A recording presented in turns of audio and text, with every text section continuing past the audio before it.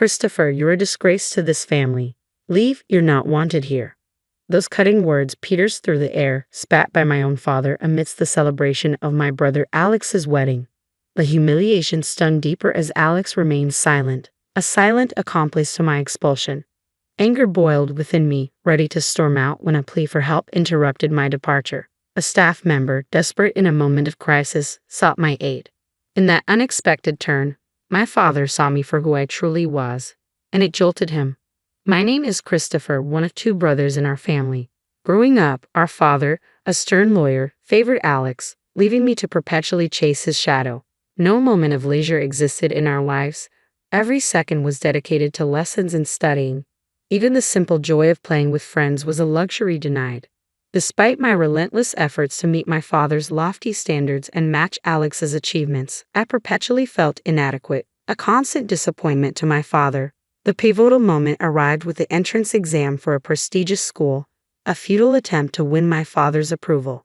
When I inevitably failed, my father's silence towards me solidified, his attention solely on Alex and my mother. Left to navigate the shadows of neglect, I found solace in my mother's unwavering support, but they persisted, exacerbated by Alex's indifference.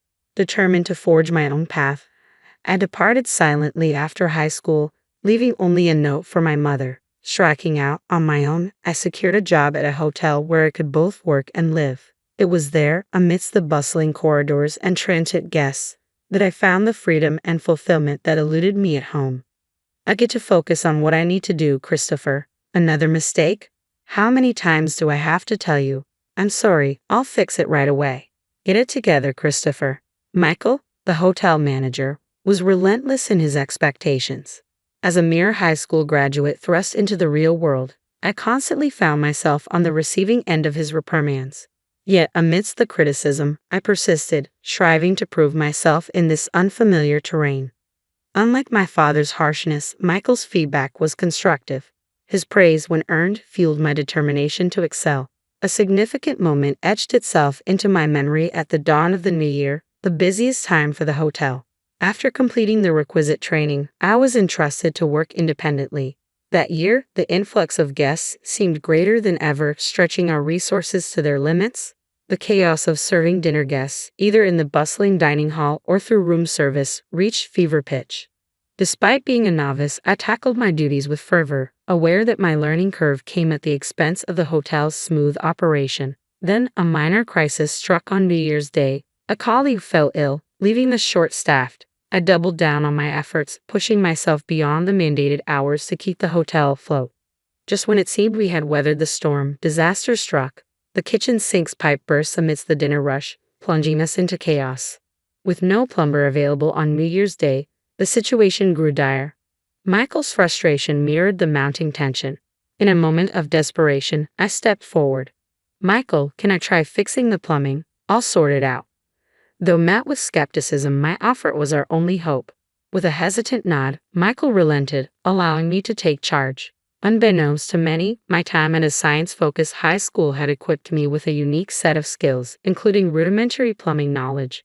Drawing on this background, I set to work. Half an hour later, the once flooded kitchen was restored to order, the crisis averted through a combination of determination and unexpected expertise. I had somehow managed to fix the pipe, I announced breathlessly to Michael. He rushed over, turning the faucet with eager anticipation. Water gushed forth, a testament to my makeshift repair. The room erupted in smiles and praise. "Great job, Christopher. You're my pride and joy," Michael declared, his words washing over me with warmth. Growing up under Michael's guidance had been a revelation. Together, we navigated the challenges of New Year's Day at the hotel, emerging victorious. The sense of fulfillment I experienced that day left an indelible mark, shaping the person I am today. 15 years flew by, and I found myself fully immersed in my role at the hotel. Then, one day, a letter arrived from Mom, breaking the silence that had settled between us. It bore news of Alex's impending marriage. Though I had drifted apart from Dad and Alex, Mom's plea for my presence at the wedding tugged at my heartstrings. Reluctantly, I agreed to attend. The venue, a luxurious hotel, mirrored Alex and Dad's penchant for extravagance. As I arrived, clad in a trusty suit, I couldn't shake the feeling of being out of place amidst the elite gathering. Perhaps Alex's bride, a woman of impeccable grace, was a product of Dad's networking or a strategic alliance. In the waiting room, surrounded by faces of high society, I found myself an outsider, observing from the periphery. With no one to engage, I became a silent observer, watching the intricate dance of privilege and power unfold before me. As I locked eyes with two familiar faces, a sense of unease settled within me. His expression was unmistakably displeased. Dad and Alex approached, their presence looming over me. "Why are you here?" Dad's voice, deep and commanding, echoed through the air, stirring memories long buried. "Is it so wrong to celebrate Alex's wedding?" "Oh, by the way, congrats, Alex," I replied, trying to diffuse the tension. Alex's response was muted, his conflicted expression betraying the strain of our family dynamics. "What have you been up to all these years?" "No doubt some worthless job," and his words cut through the air like a knife, his disdain palpable. "Christopher, you shouldn't be here," he continued, his tone dripping with contempt. Mom rushed over, attempting to intercede. "Come on, Christopher is here to celebrate. No need to be so harsh," she pleaded, her desperation evident. But her efforts were futile, drowned out by Dad's unwavering judgment. "Enough, Mom," Dad asserted, his voice a thunderous decree. "Christopher, let me make this clear. You're a disgrace. I don't want you ruining Alex's celebration. Get out." Anger surged within me, fueled by years of neglect and rejection. I hadn't wanted to come to Alex's wedding, and yet I found myself subjected to this humiliation. "Fine, I'm leaving," I declared, my resolve firm. As I turned to exit the waiting room, a voice called out, halting my retreat. A wedding staff member approached, urgency etched on their face. "What's up?" I inquired, curiosity mingling with frustration. "It seems we have an unexpected guest for today's wedding. We're short on seats and food," they explained hurriedly, their concern evident. Everyone in the waiting room looks worried. Emily, the planner, and the parents-in-law staff, their faces etched with concern, awaited a solution. Caught between indignation and duty, I hesitated, uncertain of my next move. "I see. Is that what's going on? Emily can't handle it alone, and they're asking for my help. But what does this have to do with me?" I pondered, a torrent of grievances against Dad and Alex swirling within me. Yet amidst the resentment, memories from the past surfaced, softening my resolve. Recollections of Alex's kindness flooded my mind, the times he made space for play during our study breaks. If I walked away now, I'd be no better than Dad. With a determined sigh, I turned back to the wedding staff. "Can you take me to Emily?" I requested, a flicker of resolve in my voice. The staff member's face softened, and I followed them back into the waiting room, reclaiming the ground from which I had been expelled moments before. In the center of the room, Emily, Dad, and the bride's father wore expressions of concern. As I approached, Dad's eyes locked with mine, his demeanor bristling with hostility. "Why has Christopher returned?" he demanded, his tone sharp. Before he could escalate the confrontation, Emily intervened. "General Manager, please help us," she implored, her urgency palpable. Dad's shock was evident as I calmly revealed my position as the general manager of the hotel chain. Since joining the company during its nascent stages, we had expanded to hotels and wedding venues nationwide. The very hotel we stood in was under my oversight. "I think I can handle this," I assured them, dismissing Dad's protests with a wave of my hand. "Dad, I'm busy right now. We'll talk later." With a sense of purpose, I turned to Emily. "Relax, Emily. Get the seats and everything else ready. I'll take care of the food," I directed, watching as the tension ebbed from her features. "Understood. I'll leave the food to the general manager and handle the rest," she affirmed before rushing off to execute the plan. With all eyes on me, I exited the room and sought out my friend, Chef Jackson. "Hey, you in?" I called out as he emerged from the kitchen. "Christopher, what brings you here?" he inquired, his curiosity piqued. "I'm here as a guest today. My brother's wedding is happening here, but we're one meal short. Can you help?" I asked Chef Jackson, hoping for a quick fix. "Sure thing. I'll whip something up with my culinary skills," he replied confidently. "Much appreciated. I owe you dinner. Looking forward to it," I replied gratefully. After handling a few loose ends, I returned to the waiting room. The guests had already moved to the ceremony area, leaving only my parents and the bride's parents behind. As I announced the issue was resolved, relief washed over the room. "We've got an extra meal coming," I explained, seeing the tension ease from my mom's and the bride's parents' faces. My dad, however, remained conflicted, his pride evident. "Christopher, thank you so much. Because of you, the celebration can go on successfully," my dad acknowledged, his gratitude genuine. "It's all in a day's work as a general manager," I replied with a smile, leading the way into the ceremony hall. As the lights dimmed and the groom and bride made their entrance, I couldn't help but marvel at their radiant presence. The ceremony proceeded smoothly, and as mealtime arrived, I ensured everyone was served before finally exhaling a sigh of relief. With the ceremony concluded, I engaged in a heartfelt conversation with both families, sharing their gratitude towards me, especially from the bride's family, who thanked me profusely. "These moments are why I love my job," I admitted sincerely as their expressions of gratitude warmed my heart. "Christopher, thank you so much. We had the best day ever, all thanks to you," they expressed with genuine appreciation. "No worries. Wishing you all the happiness in the world. Thank you so much," I replied warmly before turning to face my dad and Alex. "Christopher, you did wonderfully. Thank you," my mom praised, her words filled with pride. Dad and Alex wanted to speak with me. As Alex apologized first, expressing gratitude for my assistance, I couldn't help but smile. "As long as I could help, Alex, it's all good," I reassured him before turning to Dad, who remained silent. With a sense of closure, I accepted their gratitude, knowing that despite our differences, we could find common ground. Just then, my cell phone buzzed, signaling more work awaiting me at the hotel in the next town over. Looks like more work, but hey, I enjoy it, so no complaints. "All right, I'm off. Got work to do. You two take care," I bid farewell, ready to embrace the challenges that lay ahead. It was a realization settling in. I probably wouldn't see Alex or Dad again. With that thought lingering, I left the room without a backward glance, my steps leading me back to work. 3 days post Alex's wedding, I relished a rare day off, reclining on the sofa with a steaming cup of coffee, my moment of bliss abruptly interrupted by the doorbell's chime. Curious as to the visitor's identity, I made my way to the door, only to be met with Alex's unexpected presence. "Alex, what brings you here?" I inquired, surprised by his appearance. "Sorry, I got your address from Mom. Wanted to talk to you, Christopher," Alex explained, his tone tentative.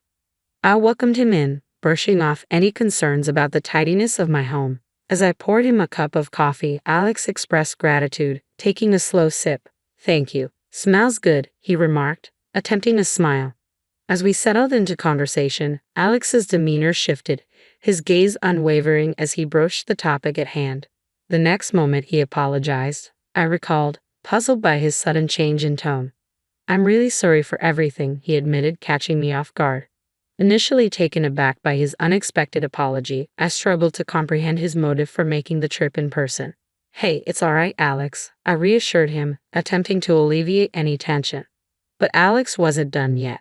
With a sense of vulnerability, he began to share his innermost thoughts and feelings.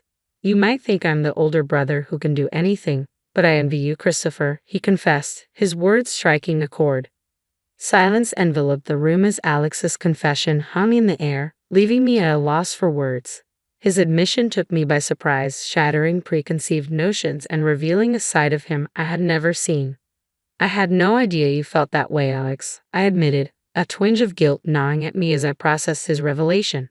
"That's just it. It's not your fault, Christopher," Alex reassured me, his weak smile betraying a depth of emotion. In that moment, a sense of understanding washed over me, bridging the gap between us. "Alex, I'm sorry. I never considered that you were struggling too," I confessed, my own remorse surfacing.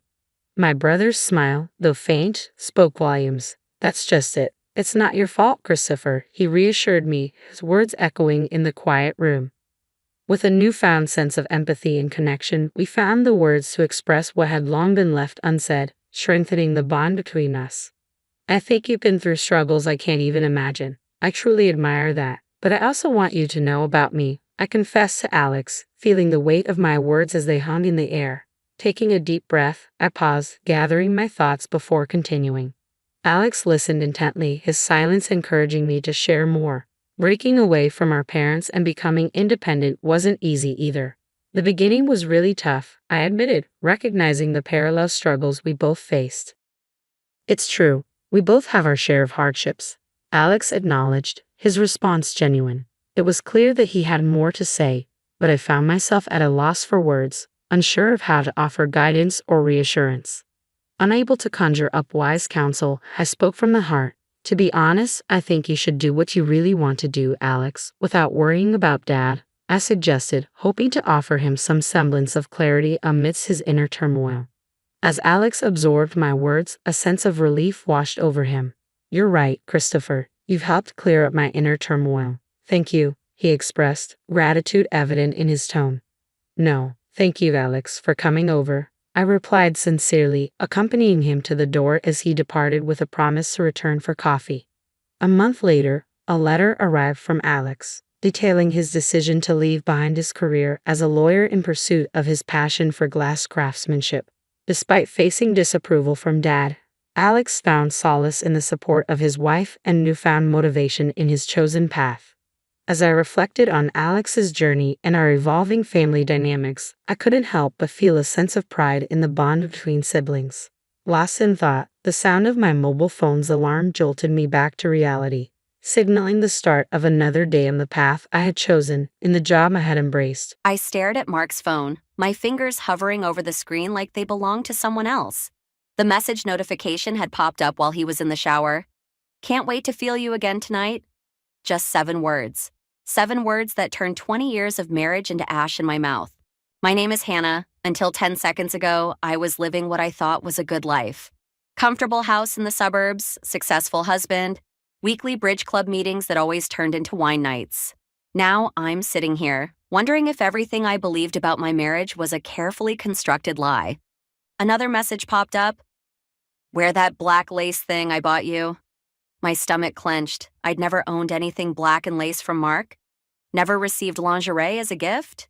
Not in years. The shower was still running upstairs. Steam probably fogging up the bathroom mirror, just like it did every morning while Mark got ready for work. Such a normal sound. Such a normal morning. Except nothing would ever be normal again. You need to delete these messages, I typed, my hands shaking. Your wife almost saw them. 3 dots appeared immediately. Who is this? Your worst nightmare. I deleted the exchange quickly, my heart pounding against my ribs like it was trying to escape. The shower stopped. I placed his phone exactly where I'd found it, next to his car keys and wallet on the kitchen counter. My coffee had gone cold, untouched. Hey, honey, have you seen my blue tie? Mark's footsteps on the stairs, casual and unhurried.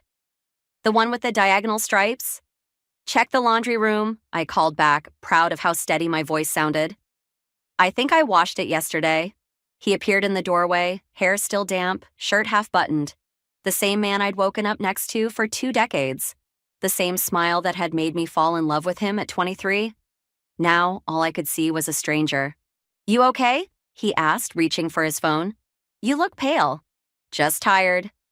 I took a sip of cold coffee, watching him scroll through his messages. No reaction, no sign of panic or recognition. He was good at this. How long had he been good at this? Don't forget we have dinner with the Hendersons tonight, he said, pocketing his phone. 7:30 at La Maison. The lie slipped out easily. Actually, Rachel called earlier. She's having a crisis with Jack. I told her I'd come over tonight. Oh, a flicker of something crossed his face. Relief? That's too bad. I'll call Tom and reschedule. But he wouldn't call Tom. He'd meet her somewhere, his mysterious black lace woman, and I'd let him think he was getting away with it. Have a good day at work, I said, standing to kiss his cheek like I always did. His aftershave made me want to vomit. You too, honey. He grabbed his briefcase, keys jingling. Love you. The front door closed behind him. I waited until his car pulled out of the driveway before I let myself brake. My coffee mug shattered against the kitchen wall, brown liquid streaming down the pale yellow paint like tears. 20 years. 2 decades of memories suddenly tainted. Every anniversary dinner, every vacation photo, every quiet Sunday morning in bed now questioned. How many of those moments had been real? How many had been performed for my benefit while he carried on his other life? I pulled out my phone and opened my contacts. Rachel's number stared back at me. My finger hovered over it for a moment before I put the phone down. No, this wasn't something to share yet. This was something to investigate, to understand, to use. Mark wanted to play games? Fine, I'd play. But he was about to learn that he wasn't the only one who could keep secrets. 3 days passed like a fever dream. I watched Mark's routines with new eyes, cataloging every detail that had once seemed innocent. The way he angled his phone away while texting, how he always took calls in his home office, the fresh shirts he kept in his car, in case of coffee spills. Rachel's kitchen smelled like jasmine tea and sympathy. She set down 2 steaming mugs and slid into the chair across from me, her lawyer face firmly in place. "You need to document everything," she said, pushing a legal pad toward me. "Times, dates, suspicious behavior. If this goes south, you'll want a paper trail." I wrapped my hands around the mug, letting the heat ground me. "I'm not sure I want a divorce." "No?" Her eyebrow arched.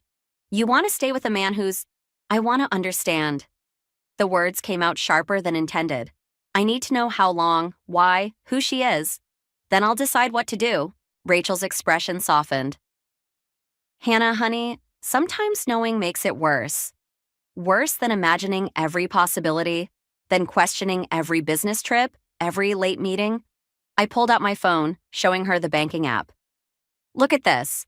$300 at Cartier last month, $200 at La Perla Lingerie 2 weeks ago, dinner for 2 at Maison Rouge last Thursday when he told me he was at a client meeting. You have his passwords? We've shared accounts for 20 years. He never thought to change them." I laughed, but it sounded hollow. Stupid, right? He's careful enough to delete texts, but not to protect his credit card statements. Rachel's phone buzzed. She glanced at it, then back at me. "That's not stupid. That's arrogant. He doesn't think you'd ever check." "Because I trusted him." The tea burned my tongue, but I welcomed the pain. God, I was so blind. "You were being a good wife." Rachel reached across the table, squeezing my hand. "This is not your fault." My phone lit up with a text from Mark. "Working late tonight, don't wait up." I showed it to Rachel. "Thursday night, like clockwork." "What are you going to do?" I stood up, grabbing my car keys. "I'm going to see what kind of work he does on Thursday nights." "Hannah, wait." Rachel followed me to the door. "Let me come with you." "No." I turned to face her. "I need to do this alone, but keep your phone on?" She nodded, worry creasing her forehead. "Be careful, and Hannah, whatever you find out, remember you have people in your corner." The drive to Mark's office took 20 minutes. I parked across the street, watching the building's entrance through my windshield. At 6:45, right on schedule, Mark emerged. He'd changed his tie. The blue striped one was gone, replaced by a deep burgundy I'd never seen before. I followed him, keeping 3 cars between us, my hands steady on the wheel despite my racing heart. We headed north, away from the business district, into the trendy part of town where young professionals lived in converted warehouses. He pulled into a parking garage beneath a sleek apartment building. I drove past, circling the block before parking on a side street. Through the lobby windows, I watched him stride to the elevator, punching in a code like he'd done it 100 times before. Maybe he had. My phone buzzed. Rachel checking in. I ignored it, counting the floors as the elevator climbed. It stopped on 7. I made a note in my phone. Building name, floor number, time of arrival. An hour later, I was still sitting there, wondering what they were doing 7 floors above me. Was he telling her the same jokes that used to make me laugh? Was she wearing the lingerie he'd bought, the necklace from Cartier? A young woman walked past my car, her heels clicking on the sidewalk. She couldn't have been more than 30, with long dark hair and the kind of confidence that came from knowing exactly how beautiful you were. She glanced at her phone, smiling at something on the screen. My stomach lurched. I knew that smile. I'd seen it on Mark's phone in the background of a colleague's social media post from a company party. Grace. Her name was Grace. I watched her disappear into the building, and something inside me hardened into resolve. Now I had a face, a name, an address. Now I could start making plans. Mark wasn't the only one who could keep secrets. The receipt fell from Mark's jacket pocket while I was doing laundry. Cartier, $3,000, not the $300 I'd seen on the credit card statement. He'd paid cash for most of it. A diamond pendant, heart-shaped. The date was 3 days before our anniversary. I never got a pendant. My hands didn't shake anymore when I made these discoveries. Each new betrayal landed like a stone in my stomach, building a wall between who I used to be and who I was becoming. "You're different lately," Mark said over dinner that night, studying me across our kitchen island. "Everything okay?" I speared a piece of salmon. "Just tired. Work's been busy at the gallery." "Maybe you should cut back your hours." He reached for the wine bottle. "We don't need the money." "No, but I needed the alibi. The gallery owner owed me a favor. She'd cover for me while I dug deeper into Mark's lies." "I like keeping busy." I watched him pour the wine, noticed how his wedding ring caught the light. "How's your new project going? The one with the tech startup?" "Good. Great, actually." He launched into a detailed explanation I barely heard, watching instead how smoothly the lies rolled off his tongue. 20 years of marriage, and I'd never noticed how good he was at this. My phone buzzed. "Rachel." "Found something? Call me." "Sorry," I said, standing. "Gallery emergency. I need to take this." Mark waved me off, already absorbed in his phone. Probably texting her. In our bedroom, I closed the door and called Rachel. "I did some digging," she said without preamble. "Grace Chen, 28, works at Mark's company in marketing. Started there 8 months ago." My free hand curled into a fist. 8 months? "There's more. She's presenting with him at the tech conference next week, the one in Seattle. The business trip, 3 days at the waterfront hotel, all expenses paid." He told me about it last month. So casual, so normal. "Hannah, you still there? I need to go." I hung up before she could protest. Back in the kitchen, Mark was loading the dishwasher. Such a thoughtful husband. Such a considerate liar. "Everything okay at the gallery?" "Fine." I picked up my wine glass. "Tell me more about Seattle." He paused, just for a fraction of a second. Most people wouldn't have noticed. But I wasn't most people anymore. Not much to tell. Meetings, presentations, networking, the usual. "Who else is going?" "Just the team." He closed the dishwasher. "Why?" "No reason. Just curious about that new marketing hire. Grace, right? Is she presenting too?" The glass slipped from his hand, shattering on the floor. Red wine spread like blood across the tiles. "Careful," I said, reaching for the paper towels. "Let me help." "I've got it." His voice was sharp. "How do you know about Grace?" "Office gossip. Small world." I kept my tone light, watching him mop up the wine with shaking hands. "Tom's wife mentioned her, said she's very talented." "She is?" He wouldn't meet my eyes. "Very professional." I stepped over the mess, heading for the stairs. "I'm sure she is." "Hannah?" "Yes?" He stared at me, wine-soaked paper towels in his hands, searching my face for something. "Nothing? Never mind." In our bathroom, I locked the door and pulled out my phone. Grace's Instagram was private, but her LinkedIn wasn't. Professional headshots, carefully curated work updates, and there, a company photo from 6 months ago. Mark standing next to her, his hand on her lower back, both of them laughing at something off camera. I zoomed in on her neck. A diamond pendant caught the light, heart-shaped, delicate. $3,000 worth of betrayal hanging there for everyone to see. My reflection in the mirror looked strange. Harder, older, more dangerous. I touched my own neck, bare except for the gold chain Mark had given me on our 10th anniversary. Another lie, probably. Another performance. Seattle was next week. 3 days at the waterfront hotel. I opened my laptop and booked a flight. The Seattle hotel room felt like a cage. I'd spent 2 days watching Mark and Grace from a distance, sharing coffee in the conference center lobby, brushing hands during presentation breaks, disappearing together during lunch hours. Each moment carved another piece from my heart. My burner phone buzzed. Rachel's message was brief. "Documents ready. Moving forward?" I typed back, "Yes." The hotel bar provided a perfect view of the restaurant entrance. I nursed a gin and tonic, watching Mark and Grace arrive for dinner. Her black dress showed off the pendant, my pendant. His hand rested on her lower back, possessive, proud. "Is this seat taken?" I looked up to find Tom, my brother, standing there in his business suit, exactly as planned. "What are you doing in Seattle?" I kept my voice loud enough to carry. "Conference." He sat down, loosening his tie. Funny running into you here. Mark mentioned he was presenting, but he didn't say you were coming. Surprise visit? I smiled, all teeth. He doesn't know I'm here yet.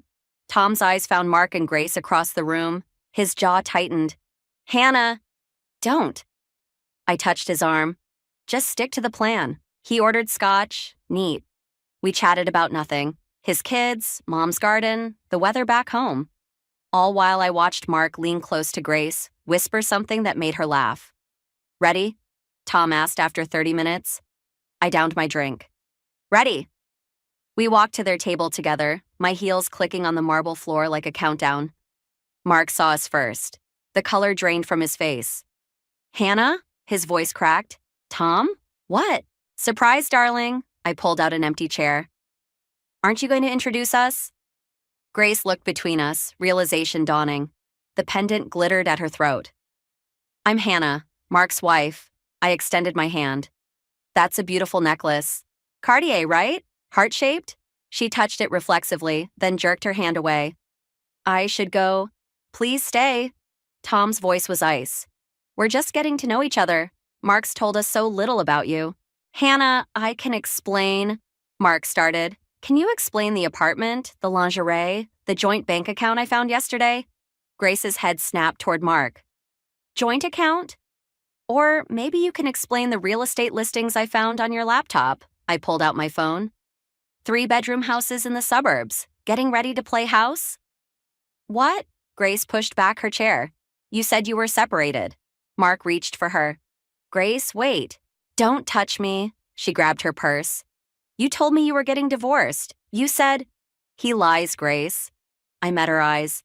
That's what he does. Ask him about the other women. Ask him about Jennifer from accounting 3 years ago. Or Sarah from the London office. Mark's face went from white to red. You're making that up. Am I? I turned to Tom. Show her. My brother pulled out an envelope, sliding photos across the table. Mark with different women, different years, different cities. Rachel's private investigator had been thorough. Grace's hands shook as she looked at them. You bastard! She fled, leaving behind the scent of expensive perfume and shattered illusions. Mark started to follow, but Tom's hand on his shoulder stopped him. Sit down, my brother said quietly. We're not finished. How long have you been planning this? Mark's voice was hollow. Since the receipt fell out of your pocket, I reached for Grace's abandoned wine glass, took a sip. But you've been planning your little suburban fantasy longer, haven't you? The house hunting, the joint account? Were you going to tell me before or after you emptied our savings? I never meant to get caught. I stood up, smoothing my dress. That's the only thing you're sorry about. What do you want? Everything. I smiled, the same smile he'd given me over breakfast for 20 years. The house, the cars, the vacation property, half your company shares. And if you fight me, these photos go to the board of directors, along with proof of your creative accounting. His face crumbled. You wouldn't? The Mark I married wouldn't have done this. I dropped Grace's lipstick-stained napkin onto his plate. But here we are. I walked away, Tom beside me, leaving Mark alone with the evidence of his destruction. In my purse, Rachel's divorce papers waited, already drawn up. The game was over. Now the real war could begin. The divorce papers sat unsigned on Mark's desk for 3 days. I watched him avoid them each morning, circling his home office like a trapped animal. His phone buzzed constantly, Grace probably demanding more explanations. I let him stew in his panic while I made my next move. Everything's ready, Rachel said, spreading documents across her dining room table. The moment he signs, we freeze the accounts. I traced the edge of a bank statement. He's been moving money. Not fast enough. She tapped another paper. We've got records of every transfer since the affair started. His mistake was using company funds to set up Grace's apartment. Amateur. The word tasted bitter. 20 years of marriage, and he couldn't even cheat properly. My phone lit up with Linda's name. Mother's intuition must have been tingling. She'd been calling daily since Seattle. I should have listened to you years ago, I said when I answered. About the separate accounts? Hannah. Her voice carried decades of teacher's authority. What are you planning? Nothing illegal. Mostly true. Just protecting myself. That's not what Tom says. I shot Rachel a look. My brother needed to learn to keep secrets better. Tom worries too much. He says you're different. Harder. I'm exactly who I need to be right now. A knock at Rachel's door interrupted us. Tom entered, carrying a laptop. You need to see this. I said goodbye to Linda and moved to the computer. Tom pulled up Mark's email. Amazing what corporate IT would do when they thought they were investigating fraud. He's meeting Grace tonight, Tom said, at Maison Rouge, the same restaurant where I'd first seen them together, where he'd probably taken all his women. Perfect. I stood, grabbing my coat. That's where I'll serve him. Rachel caught my arm. Hannah, wait. Maybe we should. No more waiting. I shrugged her off. No more gathering evidence. No more playing nice. This isn't you, Tom said quietly. The old me died the moment I saw that necklace on another woman's neck. I checked my makeup in Rachel's hallway mirror. The new me is done being betrayed. The drive to Maison Rouge felt like crossing a threshold. Each mile stripped away another layer of the woman who had loved Mark, leaving behind someone stronger, colder, more dangerous. They were already seated when I arrived. Corner table, intimate lighting, wine already poured. Grace wore red this time, no necklace. Mark's hand covered hers on the table. I waited until their entrees arrived before approaching. The maitre d' tried to stop me, but I brushed past him. Don't let me interrupt, I said, pulling up a chair. Although, really, Mark, bringing her here, where everyone knows us, that's just sloppy. Grace jerked her hand away. You said you'd handled this. He handles a lot of things. I smiled at Mark. Don't you, darling? Like the company's discretionary fund, the board was very interested in those numbers. Mark's face went rigid. You didn't. Oh, but I did. Just like I'm about to show Grace exactly what happened to Jennifer and Sarah when you were done with them. I turned to her. Has he mentioned the settlements, the NDAs, or did he tell you you're special? Stop it. Mark's whisper was desperate. Please. Why? Because it's embarrassing? Because it ruins your image? I pulled out the divorce papers. Sign these now, or tomorrow everyone knows. The board, your partners, your family, everyone. His hand shook as he reached for the pen I offered. You've changed. No. I watched him scrawl his signature. I've woken up. Grace stood abruptly, her chair scraping the floor. You're both insane. She fled, leaving her wine untouched. Like Seattle, but this time Mark didn't try to follow. He just sat there, staring at his name on the papers that ended our marriage. Congratulations, I said, standing. You're free to chase all the young girls you want now, but you might want to check your email first. The board has some questions about those creative expenses. I walked out of Maison Rouge feeling lighter, deadlier, more myself than I had in years. Behind me, I heard Mark's phone start to ring, the beginning of his end, the completion of my revenge. Sometimes justice wears a red dress and carries divorce papers. Mark was waiting when I got home, sitting in the dark living room like a ghost of our marriage. Empty whiskey glass in his hand, divorce papers crumpled on the coffee table. You destroyed everything. His voice was raw. The board suspended me. Grace won't answer my calls. Even Tom's turned against me. Poor Mark. I flicked on the lamp, casting harsh shadows across his face. Finally facing consequences. He stood unsteady. 20 years meant nothing to you? Ask yourself the same question. I moved toward the stairs, but he blocked my path. I loved you. No. The laugh that escaped me sounded foreign. You loved having me. The perfect wife at perfect dinner parties, raising the perfect family we never had. His face twisted. That's not fair. Fair? The word exploded from me. Was it fair when I spent 3 years in fertility treatments while you were sleeping with Jennifer? Was it fair when you blamed our marriage problems on my obsession with having children? I never meant to get caught, to hurt me, to destroy us. I stepped closer, close enough to smell the whiskey. Choose your excuse, Mark. You've had plenty of practice. He grabbed my arm. Not hard enough to hurt, but enough to remind me of his strength. You think you've won? That your little revenge plot ends here? Let go? The board might suspend me, but they'll investigate everything, including your brother's involvement. Did you think about that? Ice slid down my spine. Tom's help accessing company records, Rachel's legal maneuvering, all of it could be traced. You wouldn't dare. Wouldn't I? His grip tightened. You're not the only one who can play dirty, Hannah. I've got 20 years of practice hiding things. I jerked away, but he followed, backing me against the wall. You really think you can hurt me more than you already have? I think I can hurt everyone you love.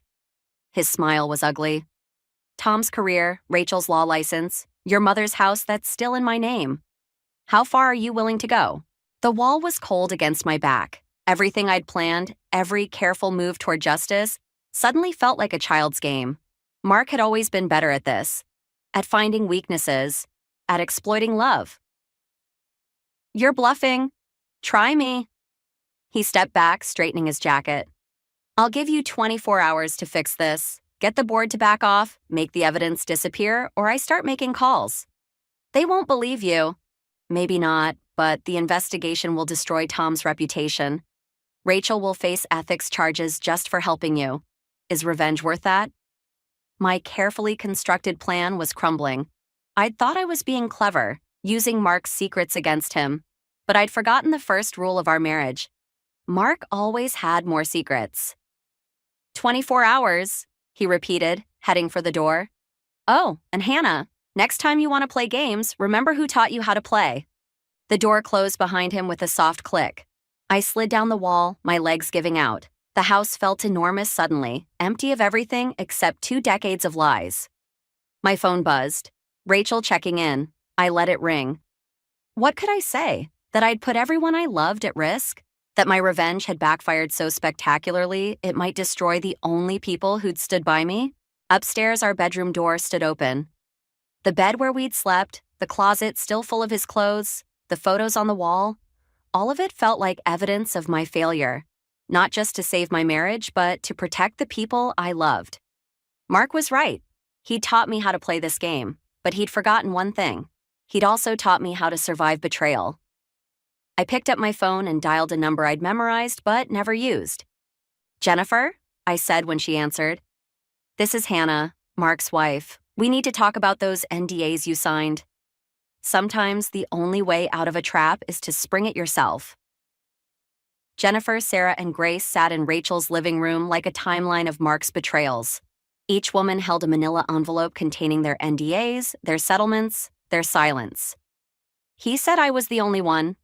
Grace twisted the Cartier necklace between her fingers. That his marriage was over?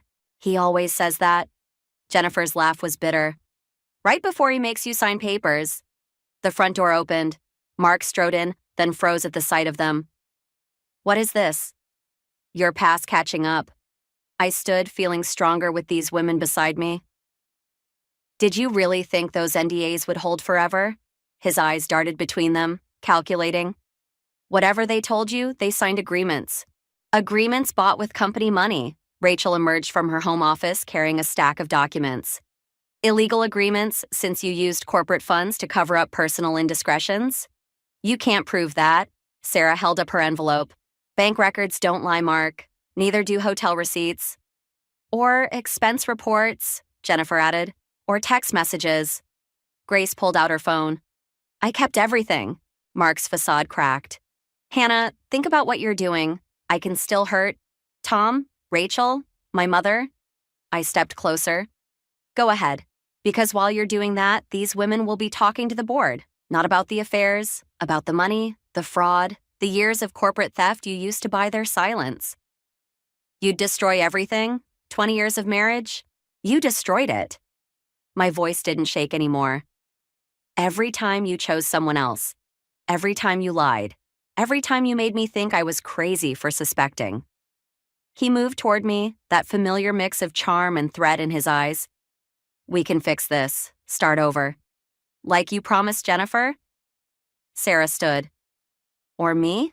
Or Grace? Or me, I added quietly. How many chances should a man get to break the same promises? You're nothing without me. Mark's mask slipped completely, revealing the ugliness beneath. Any of you? I made you? No. Grace removed the necklace, letting it fall to the floor. You broke us, but we fixed ourselves. Rachel handed him a new stack of papers. The board meets in an hour. They're very interested in hearing about your creative accounting. You can't. We already have. Jennifer stood, Sarah and Grace following. Good luck explaining 20 years of fraud, Mark. They filed past him, each carrying their evidence, their stories, their power. Mark watched them go, his empire crumbling with each click of heels on hardwood. You could have had everything, he said when we were alone. The house, the money, the lifestyle. Instead, you chose revenge. No. I picked up Grace's discarded necklace. I chose truth. Something you never understood. Truth? He laughed harshly. The truth is, you're just like me, playing games, manipulating people. The difference is, I'm setting them free. You only knew how to trap them.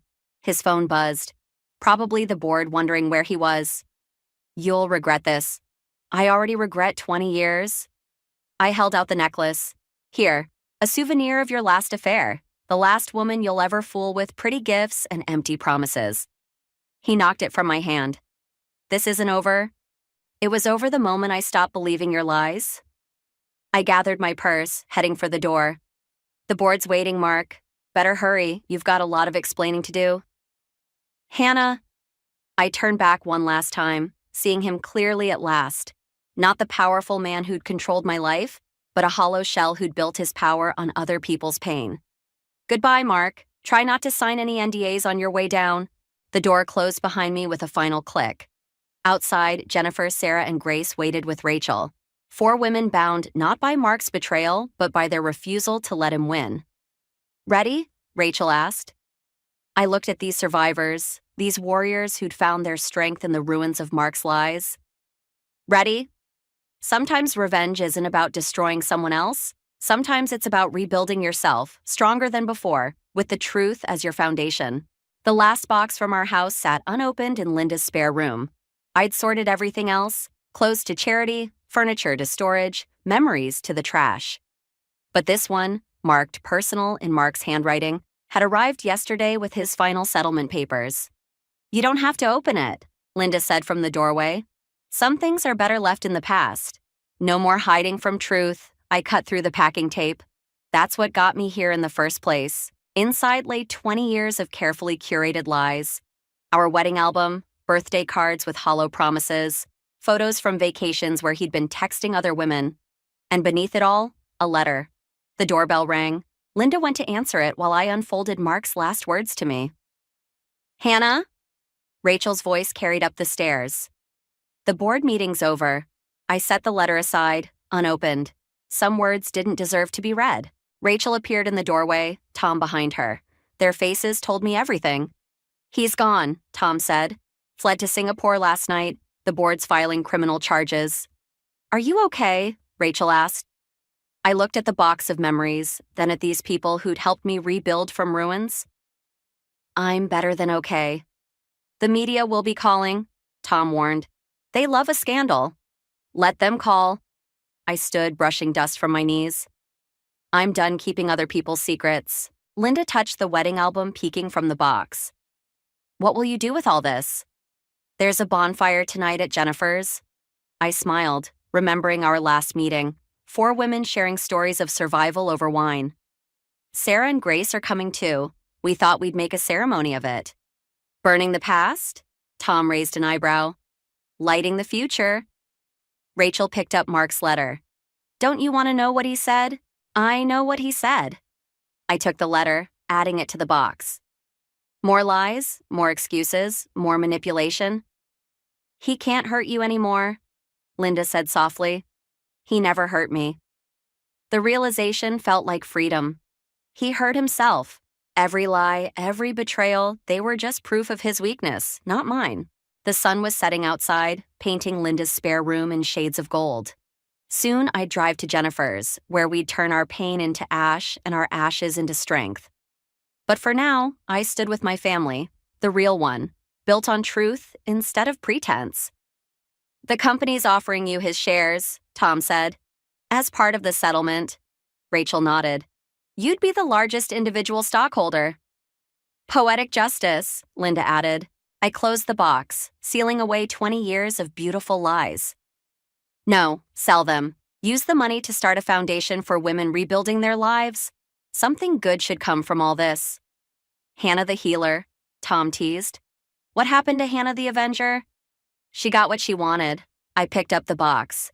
Justice isn't always about punishment. Sometimes it's about transformation. The letter crackled inside as I carried the box downstairs. Mark's last words would burn unread, taking their poison with them. He'd spent 20 years writing our story his way. The ending would be mine. Outside, the evening air smelled like possibility. Rachel's car waited to take us to Jennifer's, where 4 women would turn their broken pieces into something stronger than before. Ready? Rachel asked. I looked back at Linda's house, my temporary shelter, my place of rebirth. Soon I'd find my own space, write my own story, but tonight was about ending the old one properly. Ready? The box felt lighter now, filled with paper and lies that would soon be smoke. Mark had taught me how to keep secrets, how to play games, how to survive betrayal. But I'd taught myself something more important: how to rise from ashes, how to choose truth, how to forgive myself for trusting the wrong person. Sometimes the happy ending isn't about winning or losing. Sometimes it's about walking away, carrying your scars like medals, knowing that every wound that didn't kill you taught you how to live better. That's not revenge. That's resurrection.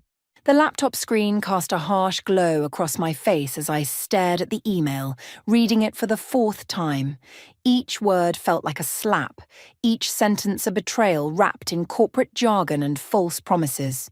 My name is Alex, and I just discovered my husband was planning to steal my family's legacy. Hey babe, have you seen my charger? Ryan's voice floated up from downstairs, casual and warm, as if he hadn't just drafted an email to a shady investment firm about leveraging my parents' organic food empire for his get-rich-quick scheme. Check the kitchen drawer, I called back, my voice steady despite the trembling in my hands. The email draft sat there mocking me with its implications. Access to Monroe Organics assets, significant investment opportunity, family connections.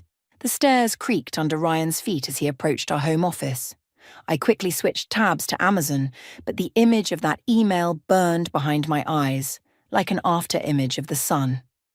Found it, he said, leaning against the doorframe with that easy smile that used to make my heart skip. Now it just made my stomach turn. What are you up to? Just looking at birthday presents for Lily. The lie came easily, protection instinct kicking in. 3 is a big year. He crossed the room and kissed the top of my head.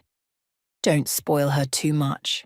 Speaking of money, I've been meaning to talk to you about an amazing investment opportunity. Really? I swiveled in my chair to face him. What kind of opportunity? It's complicated, but basically, try me. I folded my arms. I'm pretty good with complicated things. His smile flickered for a moment. Well, there's this firm that specializes in family business expansion. They've got a track record of taking companies like your parents and really maximizing their potential. Maximizing their potential, I repeated. And how exactly would that work? They'd need some collateral, of course, but the returns... Collateral. The word tasted bitter. You mean my parents' company, their life's work? Ryan's expression shifted, that mask of charm cracking just slightly. Alex, you're not looking at the bigger picture here. This could set us up for life. Set Lily up for life. Don't. My voice came out sharp. Don't you dare use our daughter to justify this. Justify what? I'm trying to help our family. I stood up, my chair rolling back against the desk. By going behind my back? By trying to leverage assets that aren't yours to leverage? I was going to discuss it with you. When? Before or after you sent that email sitting in your drafts? The silence that followed was deafening. Ryan's face went through a series of micro-expressions: surprise, guilt, anger, and finally, that carefully constructed calm he wore like armor. You went through my email? That's what you're concerned about? Not the fact that you're plotting to use my family's business as collateral without their knowledge? I was protecting you, he said, his voice taking on that patronizing tone I'd grown to hate. If you knew all the details up front, you'd just worry unnecessarily. A laugh escaped me, harsh and bitter. Protect me? By lying to me? By trying to steal from my family? It's not stealing if it's family, he said, as if it were the most reasonable thing in the world. Your parents have more than enough. They could help us build something of our own. In that moment, looking at his perfectly sincere expression, I realized something that shook me to my core. This wasn't a momentary lapse in judgment. This was who he was, who he'd always been. From downstairs, Lily's voice called out, "Mommy? Daddy?" "Coming, sweetheart," I called back, not breaking eye contact with Ryan. "This conversation isn't over." "Alex, not over." I brushed past him, heading downstairs to our daughter, my mind already racing with plans. I had to protect my family's legacy, but more importantly, I had to protect Lily from the man I'd foolishly married. The man who was about to learn exactly what happens when you try to steal from a Monroe. The crystal wine glasses clinked with forced cheerfulness as Barbara raised her glass. "To family," she announced, her smile not quite reaching her eyes. We sat around my dining room table, Ryan, his parents, Lily in her booster seat, and me, all pretending this was just another Sunday dinner.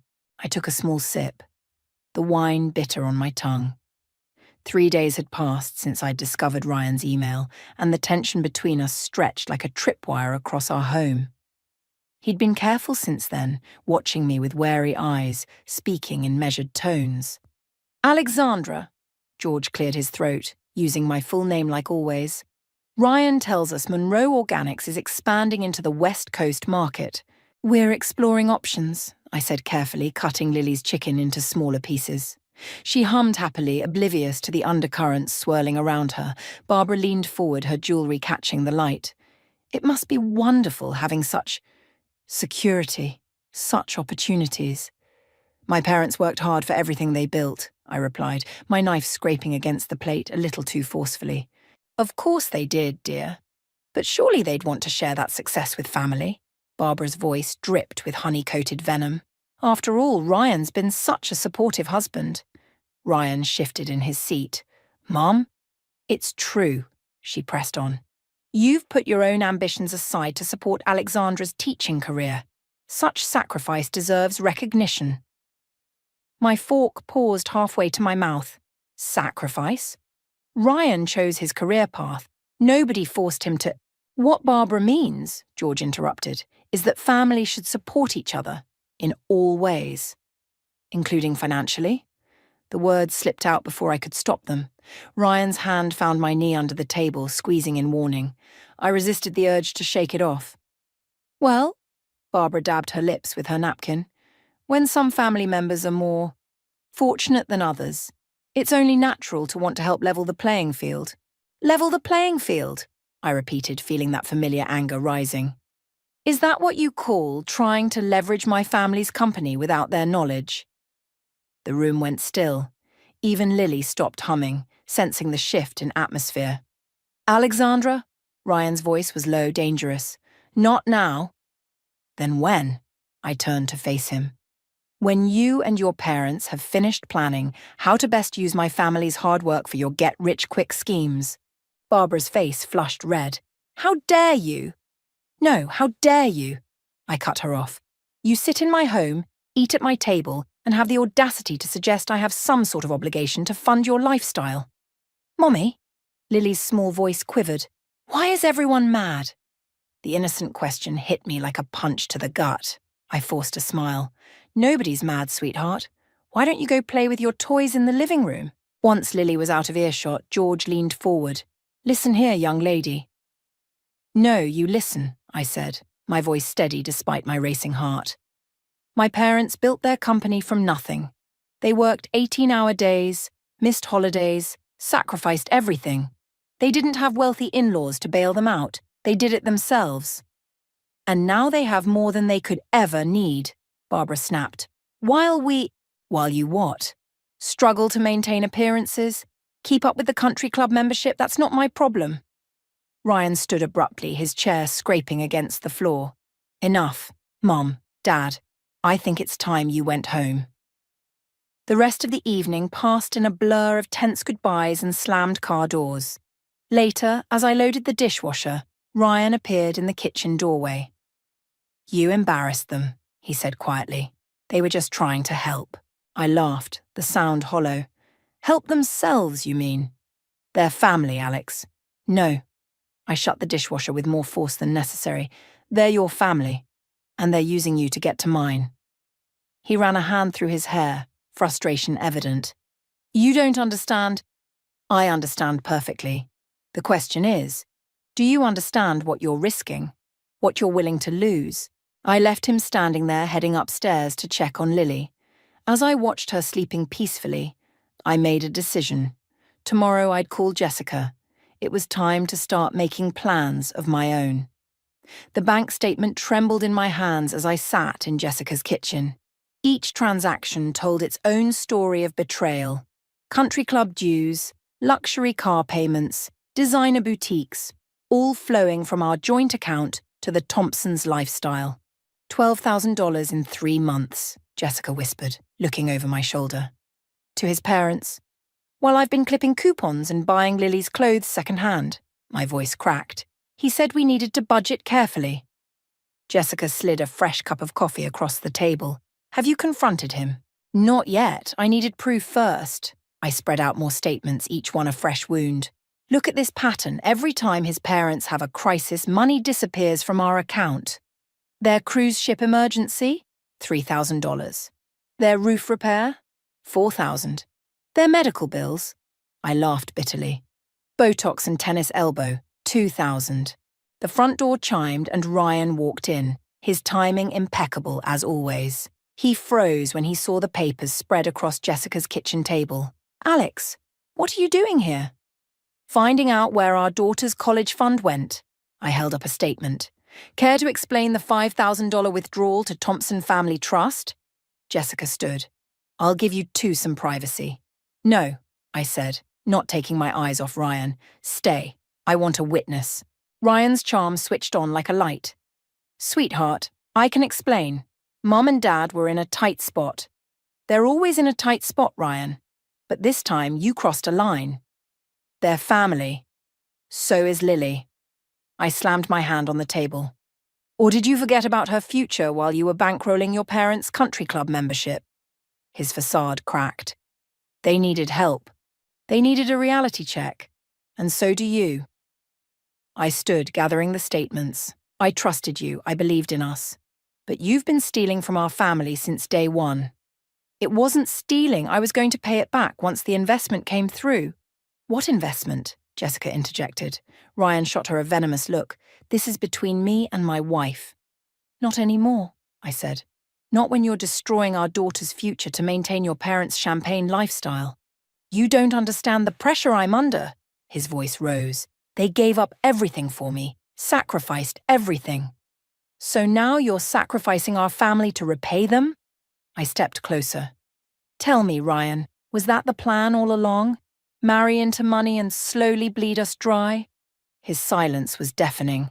Oh my God, Jessica breathed. It was, wasn't it? Alex, Ryan reached for me, but I stepped back. Baby, please, we can work this out. I'll pay it all back. With what money? I pulled out my phone, showing him our account balance. We're overdrawn. Again. Because you sent another $2,000 to your mother yesterday. His face paled. How did you... I finally did what I should have done years ago. I started paying attention. I gathered my things, hands steady despite the storm inside me. The account's frozen now. I've moved my salary to a private account. You want to support your parents? Do it with your own money. You can't do this to me, he growled, mask finally slipping completely. To them, we're family. Family doesn't steal from family, I cut him off. Family doesn't lie and manipulate and destroy their child's future for their own gain. I headed for the door, then turned back. Oh, and Ryan. I've hired a forensic accountant. They're going through everything, every account, every transaction, every investment opportunity you've explored using my family's name. The colour drained from his face. Alex, wait.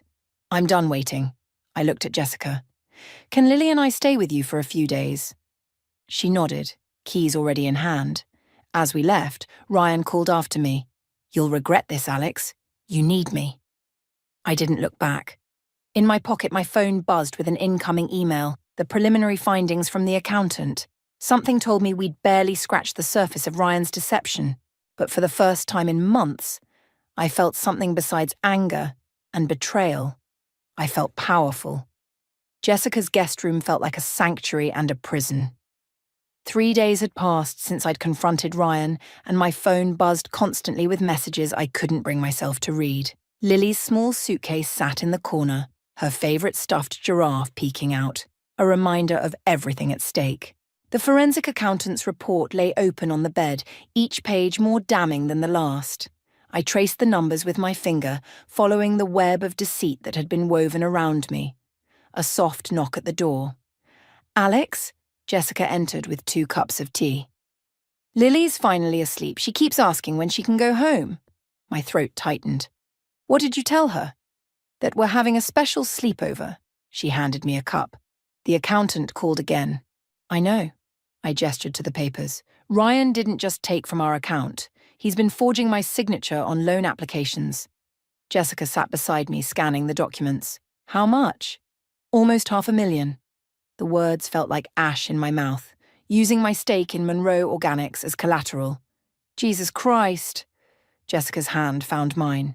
"Does he really think he'll get away with this?" A text message lit up my phone. "Ryan, we need to talk, for Lily's sake."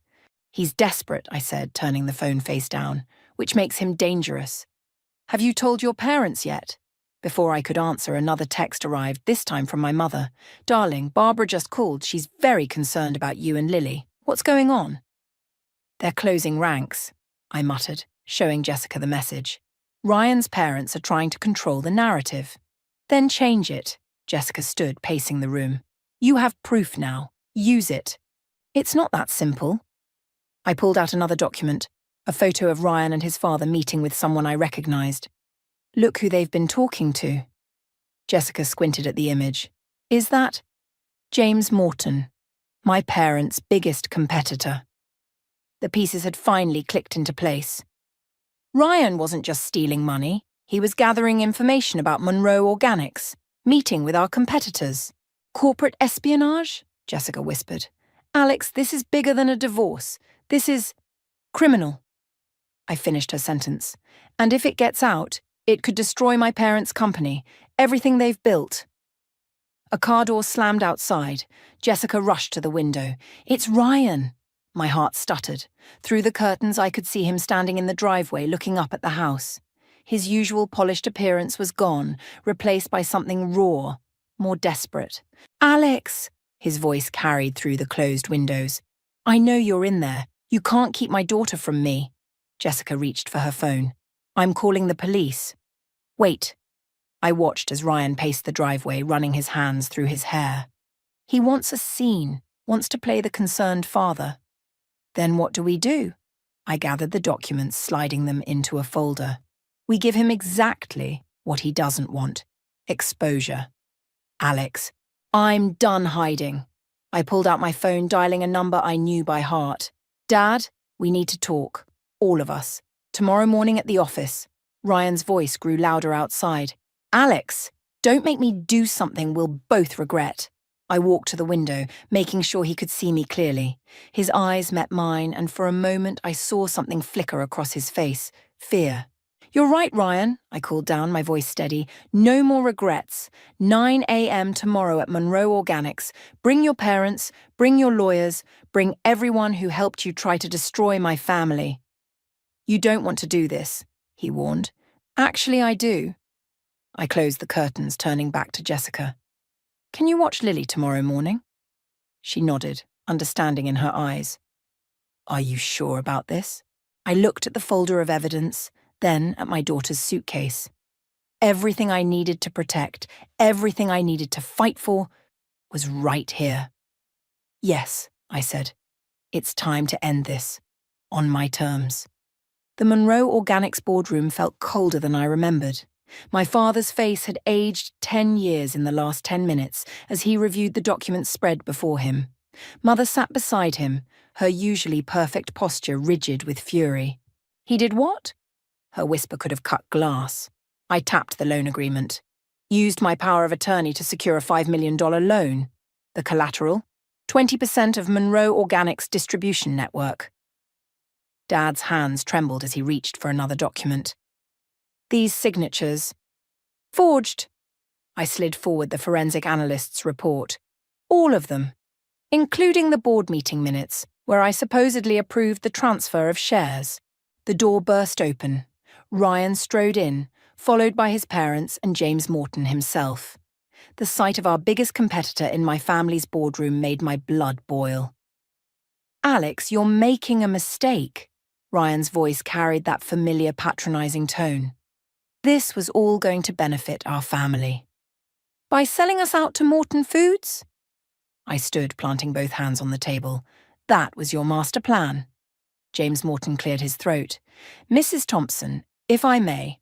"It's Miss Monroe," I cut him off. "And you may not." Barbara stepped forward, her designer handbag clutched like a shield. "Alexandra, dear, you're being dramatic. Ryan was simply exploring opportunities." "Opportunities?" My mother's voice cracked like a whip. "You call corporate espionage an opportunity?" George Thompson puffed up. "Now see here." "No, you see here." I pulled out my phone, playing a recording. Ryan's voice filled the room. "Morton's offering triple what it's worth. Once the transfer's complete, we'll have controlling interest. The old guard won't know what hit them." The colour drained from Ryan's face. "You recorded me?" "You taught me well." I stopped the recording. "Always gather leverage, right?" "Alex." Ryan stepped toward me, hands raised in surrender. "Baby, please. I can explain everything." "Can you explain this?" I produced another document, a private investigator's report. "Your secret meetings with Morton, the offshore accounts, the systematic dismantling of our security protocols." Barbara gasped. George grabbed the back of a chair for support. "You don't understand." Ryan's charm cracked, revealing desperation beneath.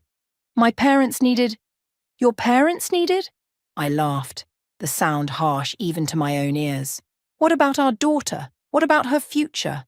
"I did this for her." Ryan slammed his fist on the table, "so she wouldn't grow up watching her father beg for scraps from your family."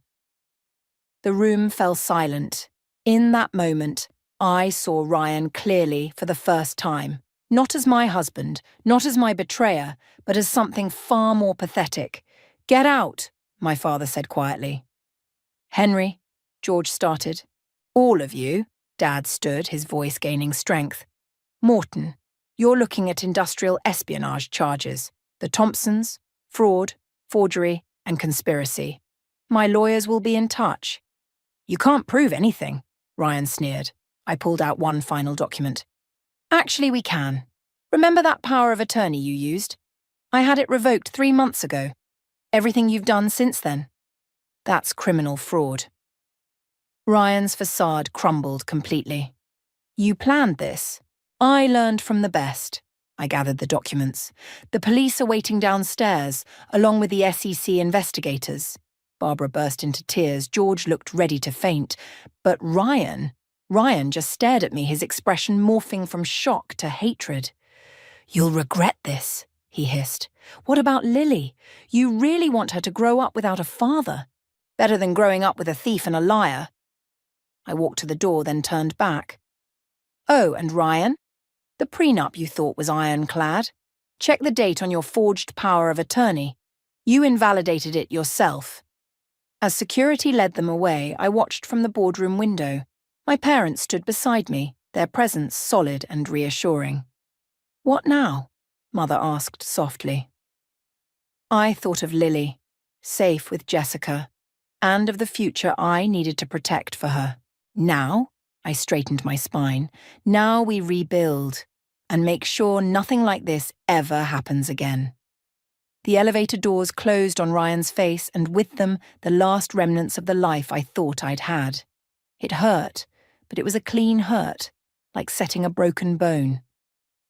Time to heal. The courthouse bathroom mirror reflected a woman I barely recognized. 3 weeks had passed since Ryan's arrest, and the media circus hadn't stopped. Every local paper carried the same headlines. Monroe Organics heir in corporate espionage scandal, or Family business betrayal rocks local industry. I splashed cold water on my face, trying to steady my nerves. In 10 minutes, I'd have to face Ryan again, this time across a courtroom. The door creaked open. Barbara Thompson stood there, looking smaller without her designer clothes and perfectly coiffed hair. "Alexandra," her voice wavered. "Please, just 5 minutes." I reached for a paper towel. "Your lawyer advised against this." "To hell with the lawyers." She stepped closer. "It's about Lily." My hand froze. "What about her?" "Ryan's filing for full custody." Barbara's words hit like bullets. "He says you're unstable, that your vendetta against him proves you're unfit." The paper towel crumpled in my fist. "He wouldn't dare.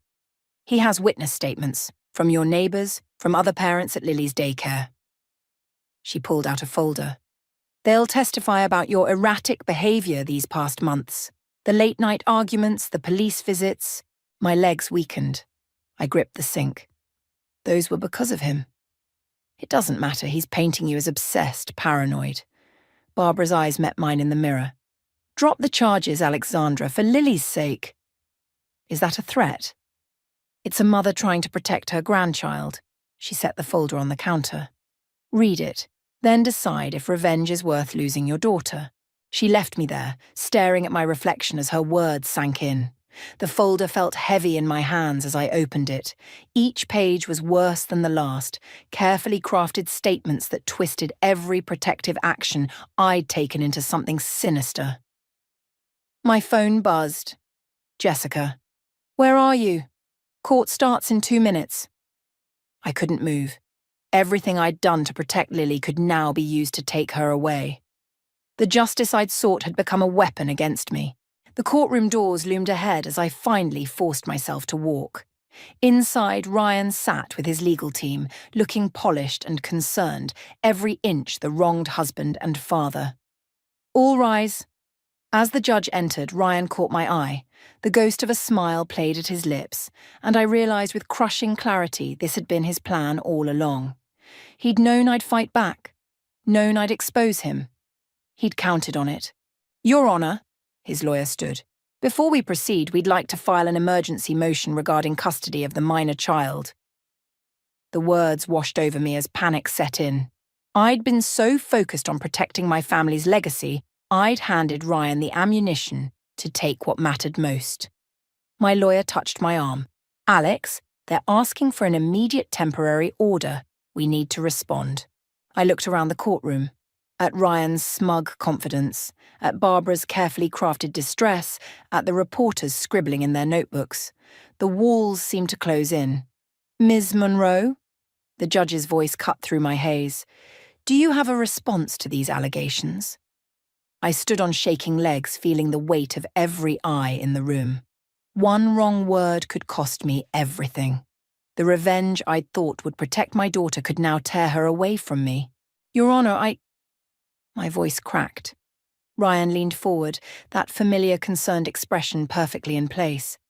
"It's okay, Alex. We just want what's best for Lily."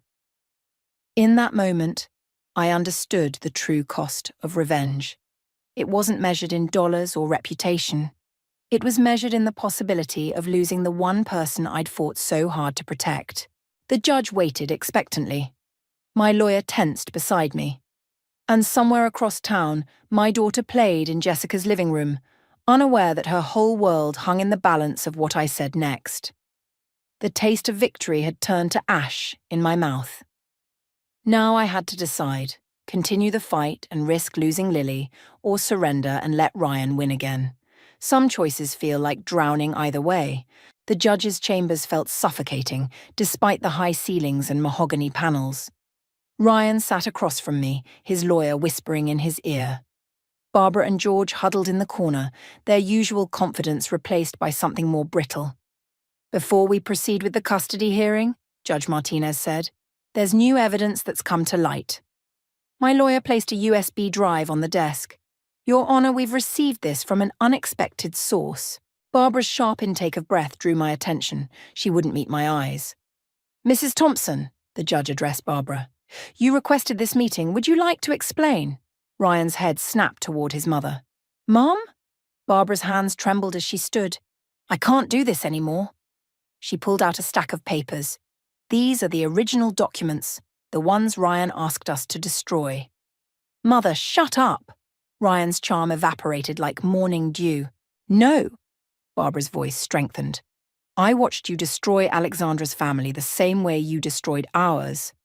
I won't let you take Lily too. The judge reviewed the documents while Ryan's face darkened. These show a pattern of premeditated fraud dating back 5 years. Before the marriage. It was his father's idea, Barbara continued, tears streaming. We were desperate. The medical bills, the gambling debts. George thought if Ryan could marry into the Monroe family. You told me we had no choice, George erupted. That we'd lose everything. Enough! Ryan slammed his hands on the table. You're ruining everything. I sat frozen watching the family implode. All this time I'd thought Ryan was the mastermind, but he'd been a puppet too, dancing to his parents' desperate tune. Your Honor, Ryan's lawyer attempted damage control. These documents are authenticated, my lawyer interrupted. The USB contains emails between the Thompsons and James Morton, outlining their entire plan. Mrs. Thompson provided them. Ryan lunged toward his mother. You stupid. Mr. Thompson, the judge's voice cracked like thunder. Control yourself or I'll have you removed. I found my voice. Why now, Barbara? She wiped her eyes, looking suddenly old. Because I saw myself in you. A mother who'd do anything to protect her child. What we did. What we pushed Ryan to do. It has to stop. This changes nothing, Ryan snarled. I'll still get custody. Alex is unstable, vindictive. No, Barbara cut him off. You won't.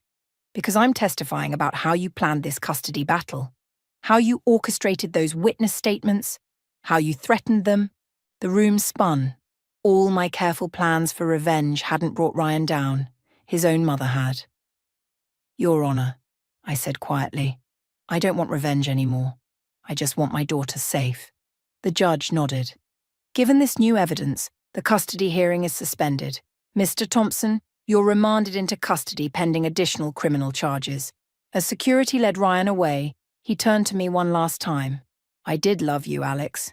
In my way. Your way wasn't love, I replied. It was ownership. Barbara approached me after Ryan left, George trailing behind like a shadow. Alexandra, I know we don't deserve forgiveness. You're right, you don't. I gathered my things. But Lily deserves to know her grandparents, even flawed ones. If you want a relationship with her, it'll be on my terms. And you'll both get help, financial counseling, therapy, whatever it takes. Why would you give us another chance? George asked. I thought of Lily, of the weight of family legacy, both good and bad. Because revenge doesn't heal anything, but maybe redemption can. Barbara reached for my hand. I let her take it, feeling the tremors in her grip. Thank you, she whispered. I withdrew my hand. Don't thank me yet. Proving yourselves trustworthy will take time. Are you ready for that? They nodded, and in their eyes, I saw something I recognized, the desperate need to rebuild from ruins. I'd been there myself, not so long ago. Sometimes the greatest revenge isn't destruction, it's resurrection. The Monroe Organics boardroom looked different in the morning light. Gone were the shadows of betrayal and secrets, replaced by stacks of documents and fresh coffee. My mother sat beside me, reviewing the final settlement papers. Are you sure about this? She tapped the section outlining Barbara and George's role in the company's new community outreach program. I watched Lily through the glass walls, sitting at Jessica's desk in the outer office, drawing pictures with the determined focus only a 3-year-old could muster. They need structure, I said. Purpose, something beyond appearances and status. And you trust them. I trust that they want to know their granddaughter. I signed another document. The rest will take time. The door opened and Barbara entered, looking almost unrecognizable in business casual rather than her usual designer wear. The first financial literacy workshop has 10 families signed up. Good. I pushed a folder toward her. These are their stories. Read them. Remember them. They're not just numbers on a spreadsheet. She nodded, clutching the folder like a lifeline. George started therapy yesterday. And you? Tomorrow. She glanced at Lily through the glass. I want to be better. For her. For myself. My mother stood, gathering her papers. I'll file these with legal. Barbara, don't forget the budget meeting at 2. After she left, Barbara's composure cracked slightly. Ryan's sentencing is next week. I know. He's asking to see Lily one last time. The old anger flickered, but it felt distant now, like a storm on the horizon rather than a hurricane in my chest. That's not happening. I understand. Barbara moved toward the door, then paused. Alexandra, thank you. Not for forgiving us, but for showing us another way. After she left, I walked to my father's old office. It remained untouched since his death 2 years ago, just before I met Ryan. The leather chair creaked as I sat behind his desk, opening the bottom drawer where he kept his important papers. The envelope was there, just as Mum had said, my name written in his familiar scrawl. Dear Alex, it began, if you're reading this, you've finally taken your place at Monroe Organics. Not because you were forced to, but because you chose to. You've always understood that true strength isn't in what we own, but in how we rebuild what's broken. Lily's laughter drifted through the halls, followed by Jessica's playful voice. Through the office window, I could see Barbara in the conference room, earnestly explaining budgets to a group of community members. In the parking lot, George arrived for his afternoon shift at the food bank we'd established. My phone buzzed with a text from Ryan's lawyer. Client requesting meeting before sentencing. Your response? I thought of the man I'd married, of the revenge I'd sought, of the justice I'd found instead. The letter in my hands held one final paragraph. Remember, sweetheart, success isn't measured in victories over others, but in the bridges we build from our broken places. Your mother and I built this company not to create an empire, but to leave something meaningful behind. The true legacy isn't in the name Monroe, but in what we choose to do with the opportunities we're given. I texted back, no meeting, but tell him I'll send updates about Lily, not because he deserves them, but because someday she might want to know her own story. Standing at the window, I watched the sunset paint the city in shades of possibility. The company logo caught the light. Monroe Organics, growing better futures. Dad's slogan, but it meant something different now. Jessica appeared in the doorway. Ready to go? Lily's hungry. Just 1 minute. I folded Dad's letter but didn't put it back in the drawer. Some words needed to be kept closer to the heart. The office hummed with purpose as we left. Not just a business anymore, but a testament to what could grow from the ashes of betrayal. Not quite forgiveness, not quite revenge, but something more complex and true. Sometimes the best revenge isn't in destroying what hurt you, but in building something they never thought you could. I stood in our kitchen, frozen, as Jordan's cheerful whistling drifted down from upstairs. The tune was unmistakable, that saccharine melody from Wonderworld theme park's anniversary celebration. The same park he claimed to despise. The same celebration he'd missed due to his critical business meeting in Seattle last month.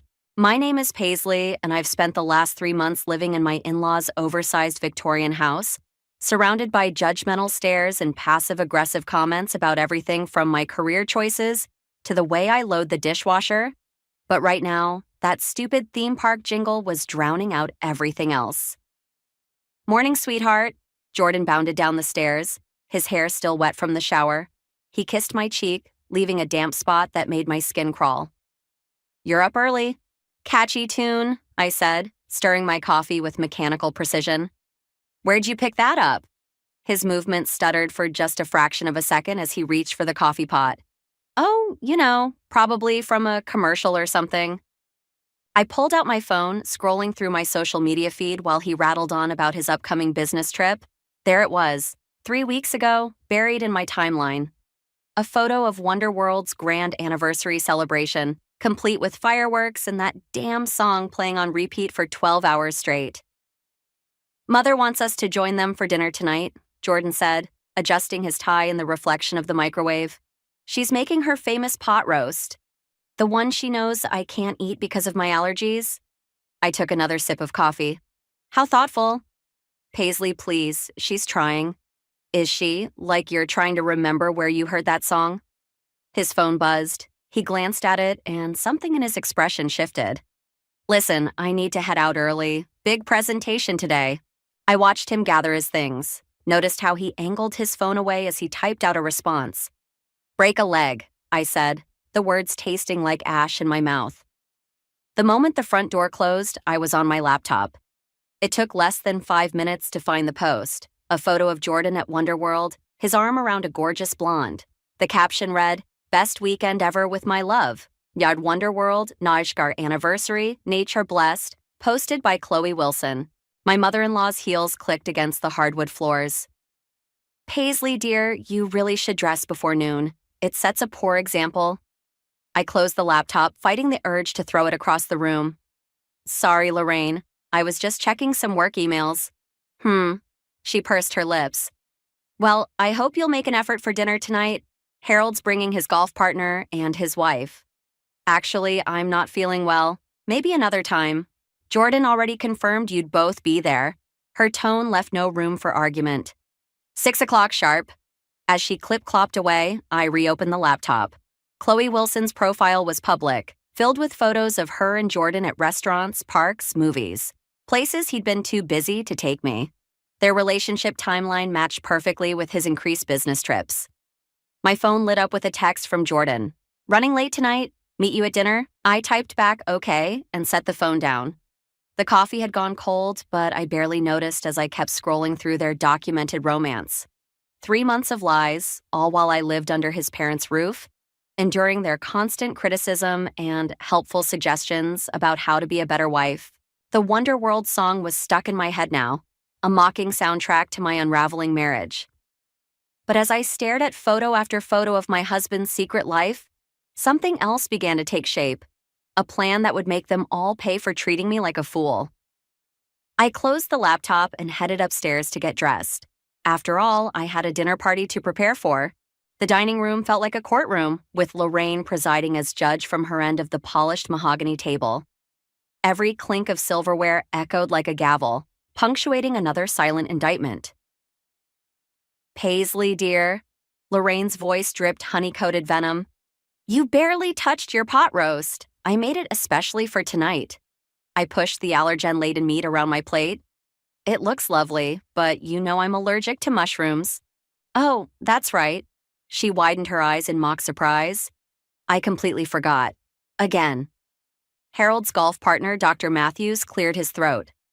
Speaking of allergies, my practice has seen remarkable success with experimental treatments. Paisley's just particular about food, Jordan cut in, not looking up from his phone. Always has been. I gripped my wine glass tighter. Actually, I was hospitalized twice for mushroom exposure. But please continue discussing my medical history over dinner. Lorraine's perfectly penciled eyebrows arched. There's no need for that tone, dear. We're all family here. Family. Right. The same family that watched me struggle with boxes when we moved in, commenting on my peculiar organization system instead of helping. The same family that knew about Jordan's business trips and said nothing. Jordan, I said, setting down my fork. Speaking of family, when were you planning to tell everyone about the transfer?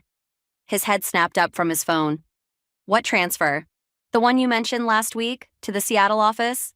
The lie rolled off my tongue, smooth as silk. You seemed so excited about it. Color drained from his face. That's not... Seattle? Lorraine's voice sharpened. Jordan, you never mentioned... Because there is no transfer, he said quickly. Paisley must have misunderstood. Must have, I agreed, taking another sip of wine. Just like I must have misunderstood about Wonderworld. The room went deadly quiet. Harold's wife, Margaret, suddenly became very interested in her napkin. Wonderworld, Dr. Matthews asked. Isn't that where your new girlfriend works, Jordan? The blonde one? The sound of Lorraine's fork clattering against her plate was almost musical. I don't know what you're talking about, Jordan said, but his voice had gone up half an octave. Dr. Matthews frowned. But I saw you there last month during the anniversary celebration. You were with that young lady. What was her name? Chloe. That's impossible, Lorraine interrupted. Jordan was in Seattle that weekend, on business. I stood up slowly, my chair scraping against the hardwood floor. Funny how Seattle keeps coming up, isn't it? Almost as funny as that Wonderworld song you were whistling this morning, Jordan. The one from the anniversary celebration you missed. Paisley, Harold's voice carried a warning.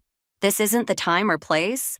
When is the time, Harold? When Jordan's finished playing house with his girlfriend? When Lorraine's done pretending she doesn't know about it? Or maybe when you're done covering for him at the country club? Jordan's phone buzzed. The preview message flashed across his screen. Miss you already, baby. Can't wait for... Excuse me, I said, dropping my napkin on the table. I seem to have lost my appetite. Must be all the mushrooms. Or maybe it's the lies. They taste about the same. I walked out of the dining room, past the family photos lining the hallway. Perfect poses hiding perfect lies. Behind me, I could hear Lorraine making excuses to their guests, Jordan's stammered explanations, Harold's dismissive huffs, but it was Dr. Matthews's voice that followed me up the stairs. Didn't know you were married, Jordan. Does Chloe know? In our bedroom, their guest room, I opened my laptop and started typing an email to Chloe Wilson. Subject line, there's something you should know about Jordan Adams. My hands were steady as I attached the photos I'd been collecting. Jordan and me at our wedding, family Christmas cards, our joint bank statements. 3 years of marriage versus 3 months of lies. Downstairs, the front door slammed. Jordan's heavy footsteps on the stairs. I hit send just as he burst into the room. What the hell was that about? He demanded. I closed my laptop and smiled. Just clearing up some misunderstandings. Isn't that what family does? The response from Chloe came at 3 a.m, not a reply to my email, but a public social media post. A photo of her and Jordan at some candlelit restaurant, her hand prominently displaying a diamond ring. Caption, he finally asked, can't wait to start our life together. Wine engaged. La, future Mrs. Adams. I stared at my phone until the screen went dark, then bright again with a message from Jordan. We need to talk. The house creaked with midnight settling sounds as I made my way downstairs. Jordan sat at the kitchen island, still in his work clothes, tie loosened like a noose gone slack. You had no right, he said, voice low enough not to wake his parents. Sending those things to Chloe. Funny, I was thinking the same thing about you proposing to her. He ran his hands through his hair. It's complicated. Actually, it's beautifully simple. I pulled up Chloe's post on my phone. You're engaged to another woman while still married to me. That's not complicated. It's criminal. Keep your voice down, he hissed. You're being hysterical. Hysterical? I laughed, the sound sharp enough to cut. You want to see hysterical? I grabbed my phone and started dialing. Jordan lunged across the island, reaching for it. What are you doing? Calling Chloe. She should hear about your complicated situation from her fiancé, don't you think? Don't. Or maybe I should call the police. Bigamy is still illegal in this state. The kitchen light flicked on. Lorraine stood in the doorway, wearing her silk robe like armor. What's going on down here? I turned my phone screen toward her. Congratulations, your son just got engaged, again. Jordan, her perfectly maintained facade cracked just slightly. Mother, I can explain. Oh, this should be good, I said, hopping onto a bar stool. Let's hear how you explain the ring, the proposal, the whole double life. That's enough. Harold appeared behind Lorraine. This is a family matter. Exactly, I smiled. And according to that ring on Chloe's finger, we're about to be one big happy family. Jordan's phone buzzed. Then mine, then Lorraine's. The notifications kept coming. Chloe had tagged us all in her announcement post. The comments were already rolling in.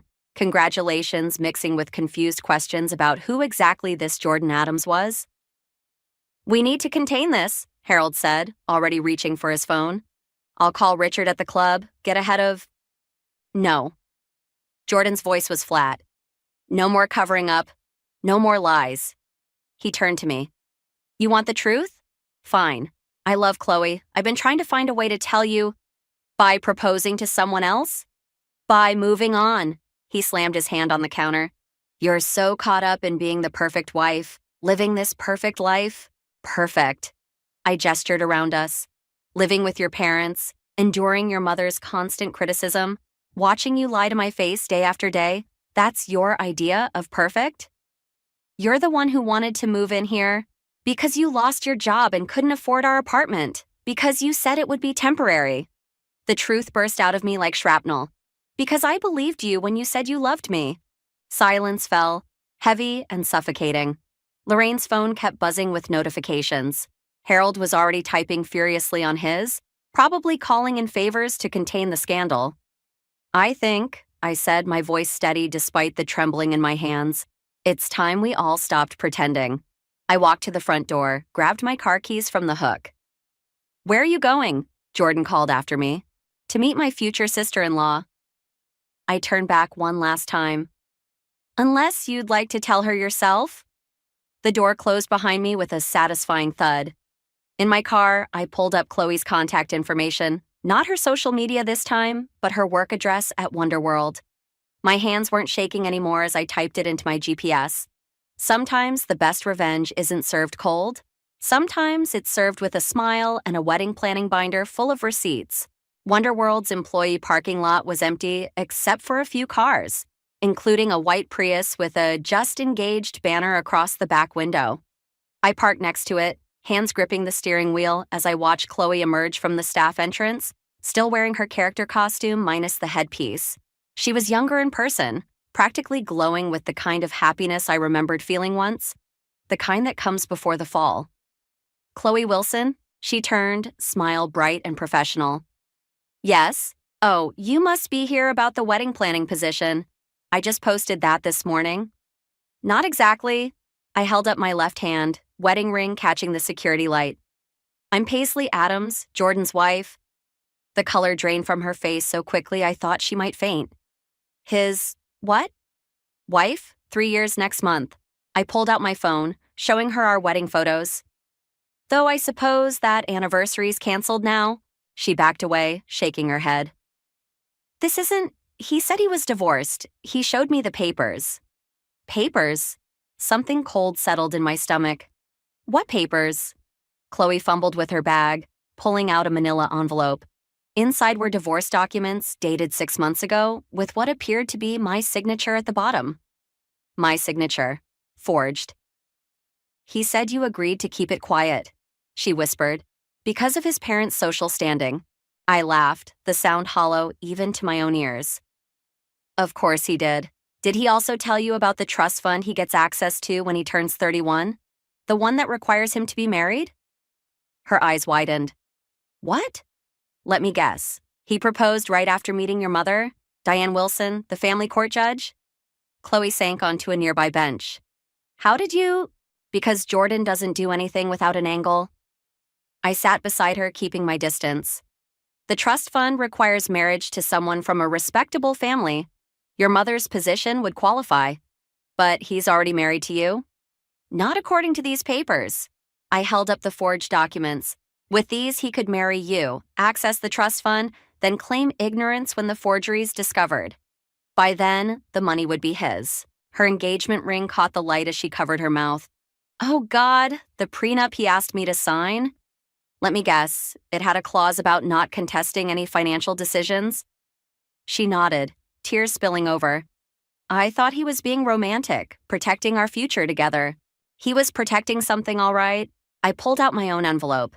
These are the real documents. Our marriage license, joint accounts, everything proving we're still legally married, including evidence of the forgery. Why are you showing me this? Because you deserve to know the truth and because I need your help. She wiped her eyes, smearing her character makeup. With what? Jordan's not just betraying us, he's committing fraud against his family's trust, against the court with these forged documents, against both of us. But if we work together, we can stop him, her voice hardened, and make him pay. My phone buzzed. A text from Jordan. Where are you? We need to talk about this like adults. Another buzz. Lorraine. Come home immediately. We can fix this if you're reasonable. And another. Harold. Whatever your price is, name it. This ends tonight. I showed the messages to Chloe. They're scrambling. They know what exposure would mean. She stood up, straightening her costume. My mother's hosting a charity gala next week. The Addams family always attends. Perfect timing for a big announcement. Like exposing a fraud in front of the entire social circle they're so desperate to impress? I smiled, feeling the pieces fall into place. Exactly, but first we need to make a stop at the police station. Those forged documents aren't just embarrassing, they're criminal. Chloe grabbed her bag, determination replacing heartbreak. I'll drive. As we left the empty parking lot, my phone buzzed one final time. Jordan. Please don't do anything you'll regret. Too late, I thought. The only thing I regretted was not doing this sooner. Detective Sarah Chen spread the documents across her desk, her expression unreadable as she examined the forged divorce papers. This is thorough, professional work. Like someone who's done it before? I asked, watching her face for any reaction. She tapped her pen against a stack of files. Funny you should ask. We've seen similar forgeries in 3 other cases, all involving trust funds, all with the same precise methodology. Chloe leaned forward. Other cases? All dismissed.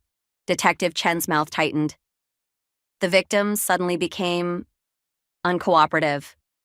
My phone buzzed again, another text from Harold. The family lawyer can sort this out privately. Name your price. They're trying to buy me off, I said, showing Detective Chen the message. Just like the others, I'm guessing. She nodded slowly. The Adams family has considerable influence. These cases tend to disappear. Not this time. Chloe pulled out her own phone, scrolling through messages. Jordan's already trying to gaslight me about the prenup, says I must have misunderstood the terms. A knock at the door made us all jump. Another detective entered holding a thick file. You need to see this, Sarah. More victims just came forward. I recognized the photos he spread out. Young women, all bearing a striking resemblance to Chloe. All engaged to Jordan at different points over the past 5 years. All with mothers or fathers in positions of legal authority. He's done this before, Chloe whispered, her face pale. Multiple times. And his parents covered it up each time, I added, pieces clicking into place. The trust fund wasn't just about money, it was practice. Detective Chen's expression hardened. Practice for what? My phone rang. Jordan's number. I put it on speaker. Paisley, be reasonable. His voice was smooth, practiced. Think about what you're throwing away. We can work this out. Like you worked it out with the others? A pause. What others? The other women you engaged to defraud their families. How many were there, Jordan? How many times did Mommy and Daddy clean up your mess? You're being hysterical. His tone shifted, harder now. Detective Chen can't help you. She's tried before. Chloe gasped. Detective Chen's eyes narrowed. Is that a threat? I asked, my voice steady despite my racing heart. It's a reality check. You have 1 hour to drop the charges and come home. After that? He paused. Well, accidents happen. The line went dead. Detective Chen was already moving. We need to get you both to a safe house. Now. No, I said, an idea forming. The charity gala. It's tomorrow night. Absolutely not, Chen started, but Chloe cut her off. All the victims will be there, she said, catching my meaning. Their families too. The entire social circle that helped cover this up. It's too dangerous, Chen argued. He's escalating. Exactly.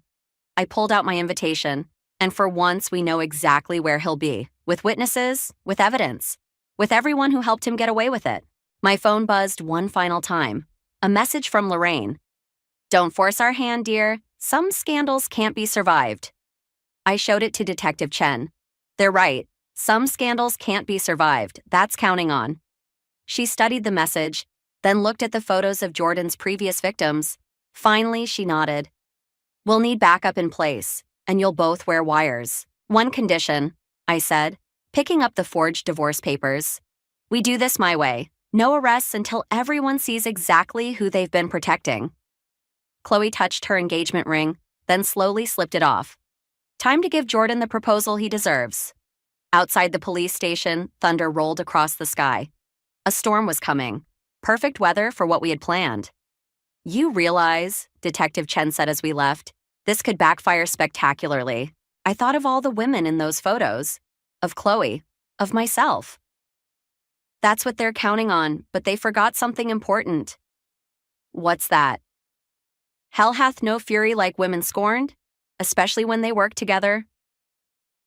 The charity gala glittered with false promises and practiced smiles.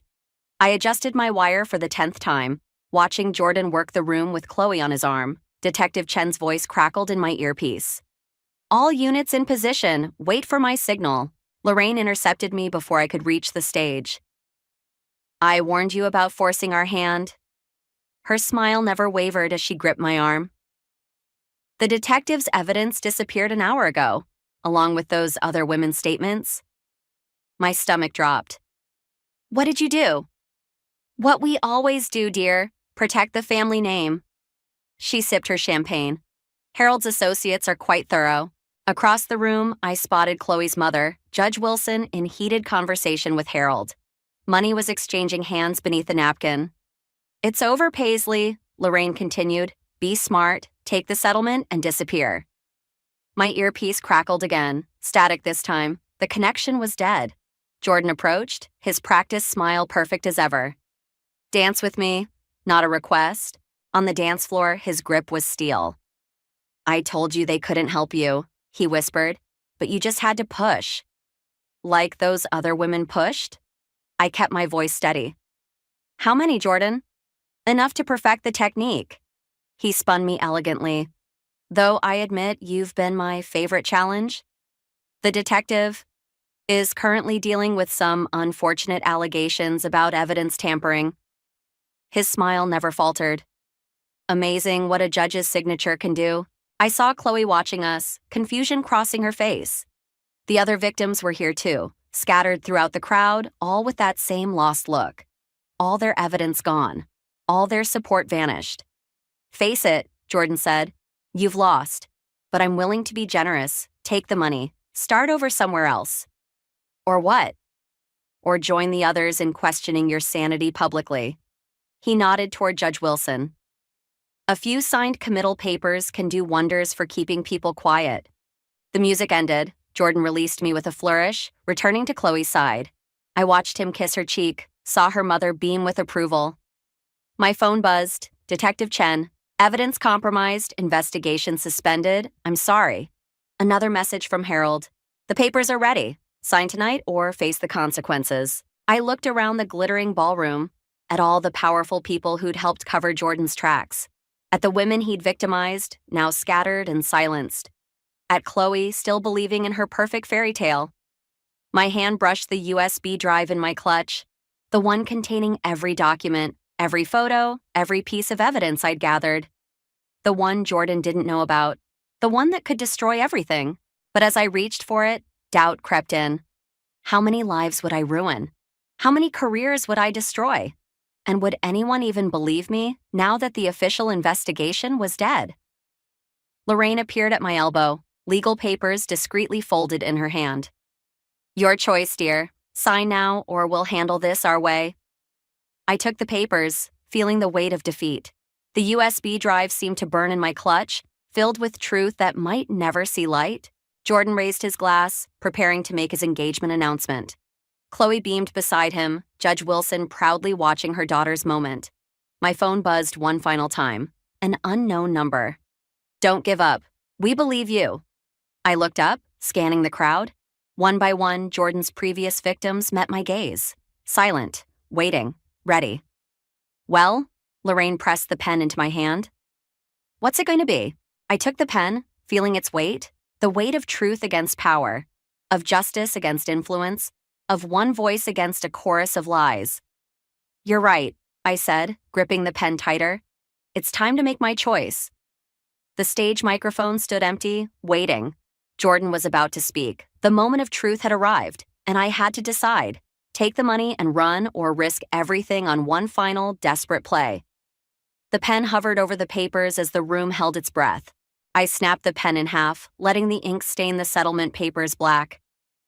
Actually, I have a better idea. The USB drive connected to the gala's presentation system with a soft click. Behind me, Jordan's voice rang out. If I could have everyone's attention? Yes, I said, turning to face the crowd. Let's get everyone's attention. The first photo filled the massive screen. Jordan and his first victim, Sarah Mitchell, at their engagement party 3 years ago. Then the second, Jordan and Rebecca Torres, 6 months later. Then Amanda Chen, each photo accompanied by bank statements, forged documents, proof of payoffs. What is this? Judge Wilson's voice cut through the shocked murmurs. Your daughter's future, I said, advancing to the photos of Jordan and Chloe. Unless we stop it now. Jordan lunged for the laptop, but Sarah Mitchell, now standing beside me, blocked his path. Remember me, Jordan, or did the settlement check help you forget? Security, Harold bellowed, but no one moved. The guards were all women, all wearing familiar expressions of quiet rage. Funny thing about hiring the same security company for every event, I said.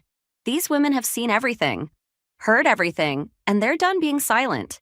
Lorraine's perfectly manicured hands shook as she reached for her phone. I'm calling our lawyer. The one who helped forge those divorce papers? Rebecca Torres stepped forward, legal documents in hand. He's already talking to the FBI. Jordan's mask finally cracked. You can't prove anything. It's your word against... Against what? Amanda Chen emerged from the crowd, Detective Chen beside her. Against the evidence we've been gathering for years? Against the testimonies we've been recording? Against the money trails we've been tracking? All those women you silenced? I advanced on Jordan as the screen filled with more photos, more evidence. They never went away. They were waiting, watching, building a case you couldn't bury. Chloe stared at the screen, at the parade of women who looked so much like her. Mom, she turned to Judge Wilson. Did you know? The judge faltered, the weight of her complicity finally showing on her face. She knew, Harold said quietly. They all knew. It was easier to pay than face scandal. Not anymore, Detective Chen's voice carried across the now silent room. Jordan Adams, you're under arrest for fraud, extortion, and criminal conspiracy. As officers moved in, Jordan made one last desperate play. Paisley, please, we can still work this out. I'll give you anything. That's your problem, Jordan. I held up my broken wedding ring. You think everything has a price, but some things, like dignity, justice, truth, those aren't for sale. The officers led Jordan away as Lorraine collapsed into Harold's arms, their carefully constructed world crumbling around them. Judge Wilson stood frozen, her career and reputation dissolving with each damning photo on the screen. Chloe approached me slowly, tears streaming down her face. I'm so sorry, I didn't know. Neither did I said softly. But now we both do, and that's worth more than any settlement. The other women gathered around us, a circle of survivors turned warriors. Sarah squeezed my hand. Thank you for finishing what we started. No, I looked at each face, each story, each triumph. Thank you for showing me I wasn't alone. As Jordan disappeared into the police car, the Wonderworld theme song began playing over the speakers, a final, ironic tribute to the happiest place on earth. But this time, the melody didn't hurt. This time, it sounded like freedom. Detective Chen approached with a slight smile. Ready to give your statement? I looked around at the shattered remains of the Adams family's influence, at the women standing tall in their truth, at Chloe wiping away her tears and standing straighter. Yes, I said, stepping forward. I think we all have quite a story to tell. Behind me, the screen displayed one final image, all of us together, united not by victimhood, but by victory. The Adams mansion looked smaller as I packed the last box into my car. 3 months of living here, and all I had to show for it was 2 cardboard boxes and a stack of court documents. Through the window, I could see Lorraine arranging flowers in the kitchen, her daily ritual of maintaining appearances while her world crumbled. Harold's golf club still stood by the door, gathering dust since the country club quietly revoked his membership. Need help with those? I turned to find Chloe on the driveway, looking different in jeans and a simple sweater. No more princess dresses or perfect makeup. Thanks, but I've got it. I closed the trunk. Shouldn't you be at work? Quit Wonderworld, she smiled slightly. Turns out playing pretend isn't really my thing anymore. The irony wasn't lost on either of us. My phone buzzed. Another message from Jordan's lawyer about the divorce proceedings. Delete. The criminal case would handle everything now. Sarah called, Chloe said, referring to Jordan's first victim. She's starting a support group, for all of us. She hesitated. Will you come? I'm not sure I belong there. I didn't lose money like the others. No, you lost something worse. She touched my arm. You lost trust. We all did. Judge Wilson's car pulled up to the curb. Chloe tensed, then straightened her shoulders. That's my ride. Mom's taking me house hunting. Small apartments only this time. Progress. Baby steps. She hugged me quickly. Thank you for stopping me from becoming another story in his collection. As Chloe walked away, Detective Chen's words from the arraignment echoed in my head. Sometimes revenge isn't about destroying someone. Sometimes it's about saving someone else. The front door opened. Lorraine stepped out, perfect posture intact despite everything. I suppose this is goodbye then? Suppose so. She smoothed her already smooth skirt. We did what we thought was best, protecting the family name. Wasn't worth destroying other families. I met her gaze. But you know that now, don't you? Her facade cracked, just slightly. We all pay for our choices, dear. Some of us just pay later than others. Inside, a phone rang. Probably another reporter wanting a statement about Jordan's case. Or another victim coming forward. The Addams family's carefully curated reputation was unraveling thread by thread. One thing I don't understand, Lorraine said as I opened my car door. You could have taken the settlement, started over somewhere else. Why didn't you? I thought about the broken pen, the stained papers, the moment everything changed. Because some debts can't be paid with money. And now? Has justice been served? Justice? I laughed softly. No, this wasn't about justice. It was about truth. The kind that sets you free. As I drove away, my rear-view mirror showed Lorraine still standing there, a perfect statue in front of her perfect house, both of them hollow inside. My phone buzzed again, a message from Detective Chen. Another victim came forward. You were right about Seattle. I deleted that one too. Let someone else carry that torch. My part in this story was done. At the intersection, the traffic light turned red. The Wonderworld theme song played from a passing car, but this time I didn't flinch. Instead, I found myself humming along, thinking about Chloe's support group, about Sarah Mitchell's strength, about all the women who refused to be silenced. The light turned green. In my rearview mirror, the Addams mansion disappeared, taking with it 3 months of lies, a lifetime of pretense, and one broken marriage built on perfect appearances. But something else disappeared too. The weight of revenge, the burden of justice, the need to make everyone pay. In their place was something lighter, something that felt almost like freedom. I turned onto the highway, leaving behind the mansion, the memories, and the melody that started it all. Ahead lay an open road and an unwritten story. This time, I'd write it myself. The bracelet slid across my desk like a silver snake, landing between my keyboard and coffee mug. A delicate thing with sapphires that caught the fluorescent office lights, making tiny blue stars dance on my computer screen. I'm Rowan, and until that moment, I thought I understood the rules of my marriage. Special delivery for you, said Marcus from IT, already walking away. Left at reception. The note inside the velvet box read, "For all the sacrifices." No signature. The handwriting wasn't Liam's. My husband's scrawl looked like a doctor's prescription pad had a fight with a tornado. This was elegant, purposeful. I checked my phone. No messages from Liam about surprise gifts. Strange, considering we just had another argument about cutting back on expenses last night. His freelance work had been slow, he'd said, while I carried most of our financial burden.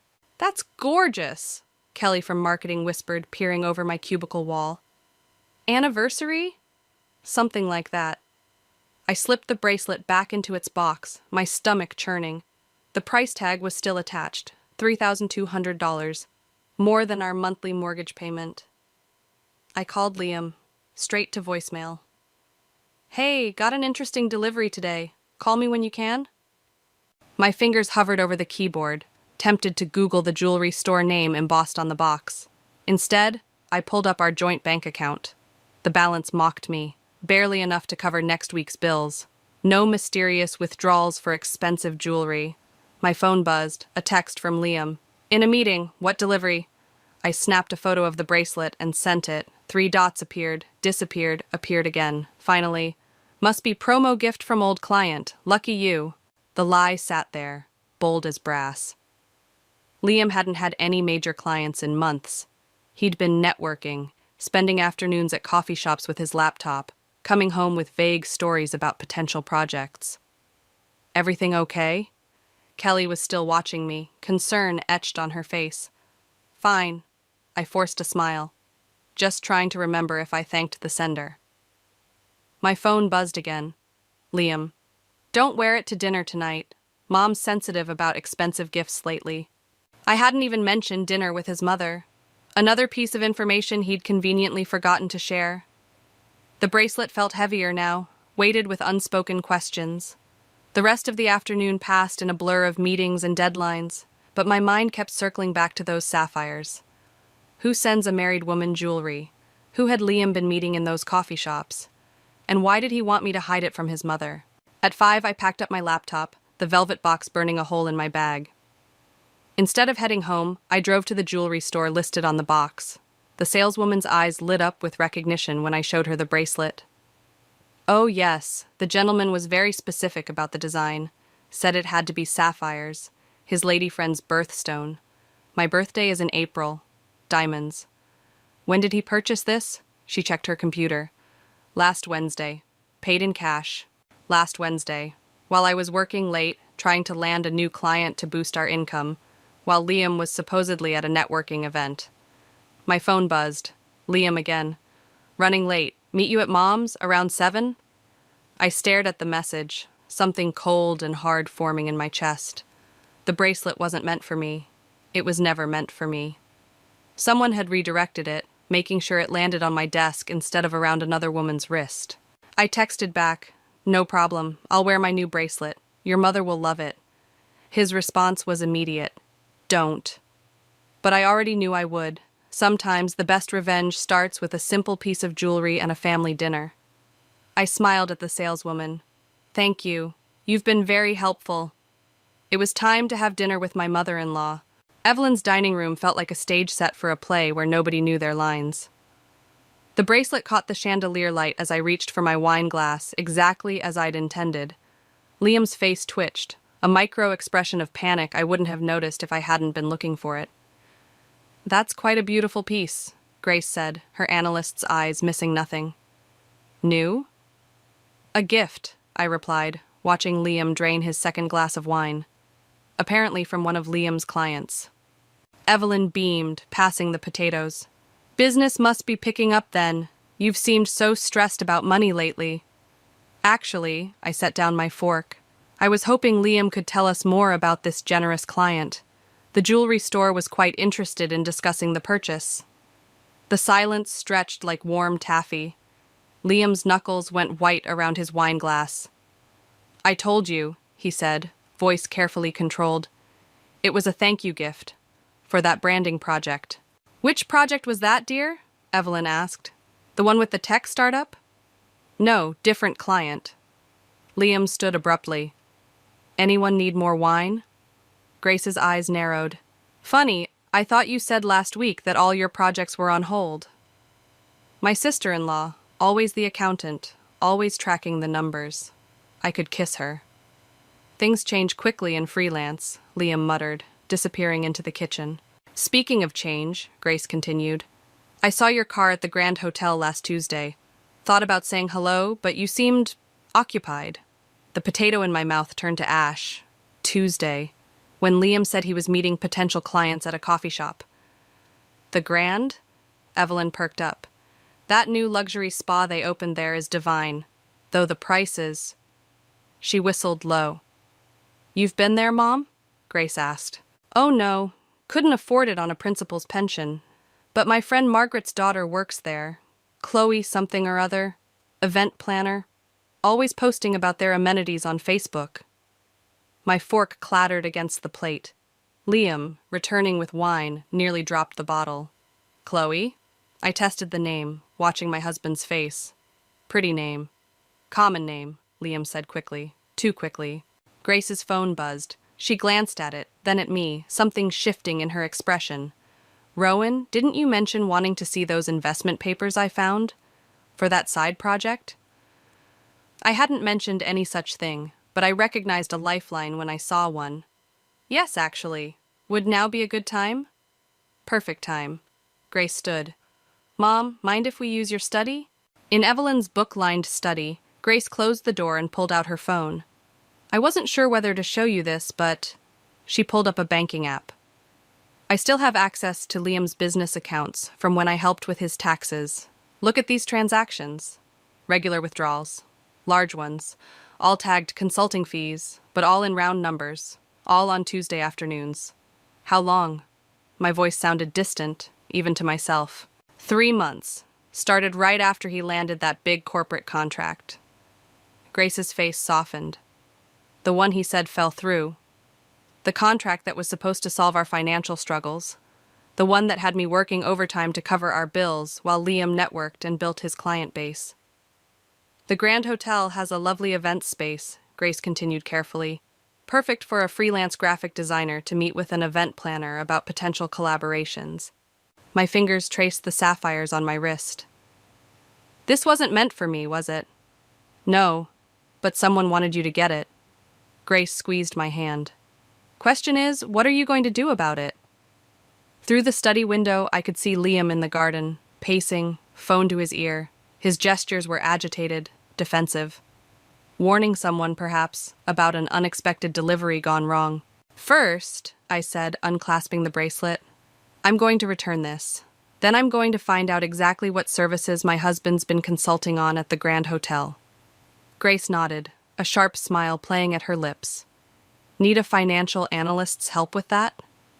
Actually, I said, watching Liam through the window, I think I need a sister's help. Sometimes the best revenge isn't served cold. Sometimes it's served with family. The Grand Hotel's marble lobby gleamed like polished bones. Grace's friend at the front desk, carefully cultivated over a week of strategic coffee dates, gave us a subtle nod. We had exactly 47 minutes before Liam's standing Tuesday consultation. Remember, Grace whispered, adjusting her visitor badge, we're here to scout venues for my company's charity gala. The spa reception area reeked of lavender and lies. A wall of photos showcased their signature events. I stopped breathing when I saw it. Liam's distinctive design work on their latest brochure, the one he'd never mentioned. Can I help you, ladies? The receptionist's smile was professional, practiced. We're meeting Chloe? Grace's voice carried just the right amount of entitled expectation. About the Morrison Foundation event? Oh, she's running a bit late. Feel free to wait in the lounge. The lounge offered a perfect view of both entrances. Grace pulled out her tablet, maintaining our cover while I watched the door. My hands wouldn't stop shaking, so I gripped my phone instead. Those withdrawals, I said quietly. The ones you tracked. How much total? Enough to cover our mortgage for a year. Grace's voice was flat. He's been moving it through 3 different accounts to hide the trail. The click of heels on marble made us both look up. A woman in a fitted black dress strode past, all confidence and calculated grace. My stomach lurched. She wore an identical sapphire bracelet. That's her, Grace confirmed unnecessarily. Chloe disappeared into an office, leaving behind a wake of expensive perfume and bitter reality. I started to stand, but Grace grabbed my wrist. Wait for it. 3 minutes later, Liam walked in. My husband of 8 years, wearing the blue shirt I'd given him last Christmas, carrying the leather portfolio I'd helped him pick for client meetings. He didn't even glance around before following Chloe's path to the office. Now what? My voice sounded strange, distant. Now we wait. Unless you'd rather... The office door opened. Chloe emerged, followed by Liam, both heading toward the private elevator. His hand rested on the small of her back with familiar intimacy. I need air. I stood abruptly, drawing curious glances. Grace followed me to the garden terrace, where I gripped the railing until my knuckles went white. A few feet away, through the glass doors, I could see Liam and Chloe stepping into the elevator, his arm now around her waist. You knew, I said to Grace, before the bracelet, before any of this. I suspected. The numbers didn't add up. She touched my shoulder. I needed proof before I told you. I'm sorry. My phone buzzed, a text from Liam. Working late tonight. Big project deadline. Another buzz. Don't wait up. The screen blurred as tears threatened to fall. I blinked them back, anger replacing pain. I want to destroy him. Rowan! No, listen. He's not just cheating. He's stealing. From our future. From our... I stopped, the final betrayal hitting me like a physical blow. The fertility treatments. The ones we couldn't afford. Grace's sharp intake of breath told me she'd made the same connection. The treatments we'd postponed because of Liam's temporary financial setback, while he funded his affair with our savings. My phone buzzed again. An email this time, from an anonymous account. Thought you should see this. Attached were photos, Liam and Chloe at restaurants, hotels, jewelry stores. The timestamps went back months. Someone's helping us, Grace said, reading over my shoulder. Or setting us up. I straightened, a plan forming. Either way, I'm done playing defense. What are you thinking? I watched the elevator numbers climb to the penthouse level, where the hotel's most expensive suites were located. I'm thinking it's time to plan an event of our own. Something special. Something... I smiled, cold and sharp. Sacrificial. Grace's answering smile was equally predatory. I know just the venue. Through the glass, I could see Chloe's bracelet catching the light as the elevator doors closed. Soon, she'd learn what happens when you wear another woman's sacrifice like a trophy. But first, I had a charity gala to plan. The anonymous emails kept coming, each one a digital dagger, time-stamped proof of Liam's betrayal. I spread them across my laptop screen like tarot cards, reading our future in megapixels and metadata. You need to see this, Grace said, barging into my home office. She carried her tablet like a weapon. I traced those consulting payments. They're not just going to the grand. I minimized the photos. What do you mean? There's a shell company, Phoenix Creative Solutions, registered 6 months ago. Grace's fingers flew across her tablet. Guess who's listed as creative director? The name hit me like a slap. Chloe Marshall. They're business partners? My voice cracked on the last word. Partners in every sense. Grace pulled up a business registration. And there's more. Remember that corporate contract Liam said fell through? My stomach clenched. The one that was supposed to save us from financial ruin? It didn't fall through. He redirected it to Phoenix Creative. Grace's expression hardened. They're using your savings as startup capital. The room tilted sideways. All those extra hours I'd worked, the fertility treatments we'd postponed, the vacations canceled, funding their future while dismantling mine. My phone buzzed. Liam. Working late again. Big pitch tomorrow. Before I could respond, another anonymous email arrived. This time with a video attachment, security footage from the Grand's lobby. Liam and Chloe, heads bent over paperwork, her hand on his arm. The timestamp. Right now. I need to go. I grabbed my keys. Rowan? Wait. But I was already moving, rage propelling me forward. The drive to the Grand passed in a blur of streetlights and scattered thoughts. I hadn't planned this confrontation, hadn't prepared my words or steeled my heart. The lobby was quiet at this hour. The same receptionist from before recognized me, started to speak, but I was already pushing through the doors to the business center. They sat at a corner table, papers spread between them like battle plans. Chloe's hand still rested on Liam's arm, her sapphire bracelet catching the light. My bracelet. Our money.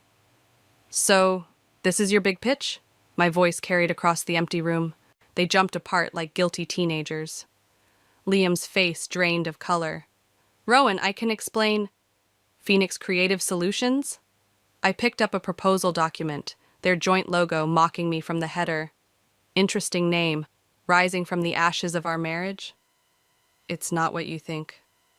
Liam stood, hands raised like I was pointing a gun instead of papers. This is a business opportunity, built on lies. I turned to Chloe, who hadn't moved. Did he tell you about the fertility treatments we canceled, or did that money go straight into your startup?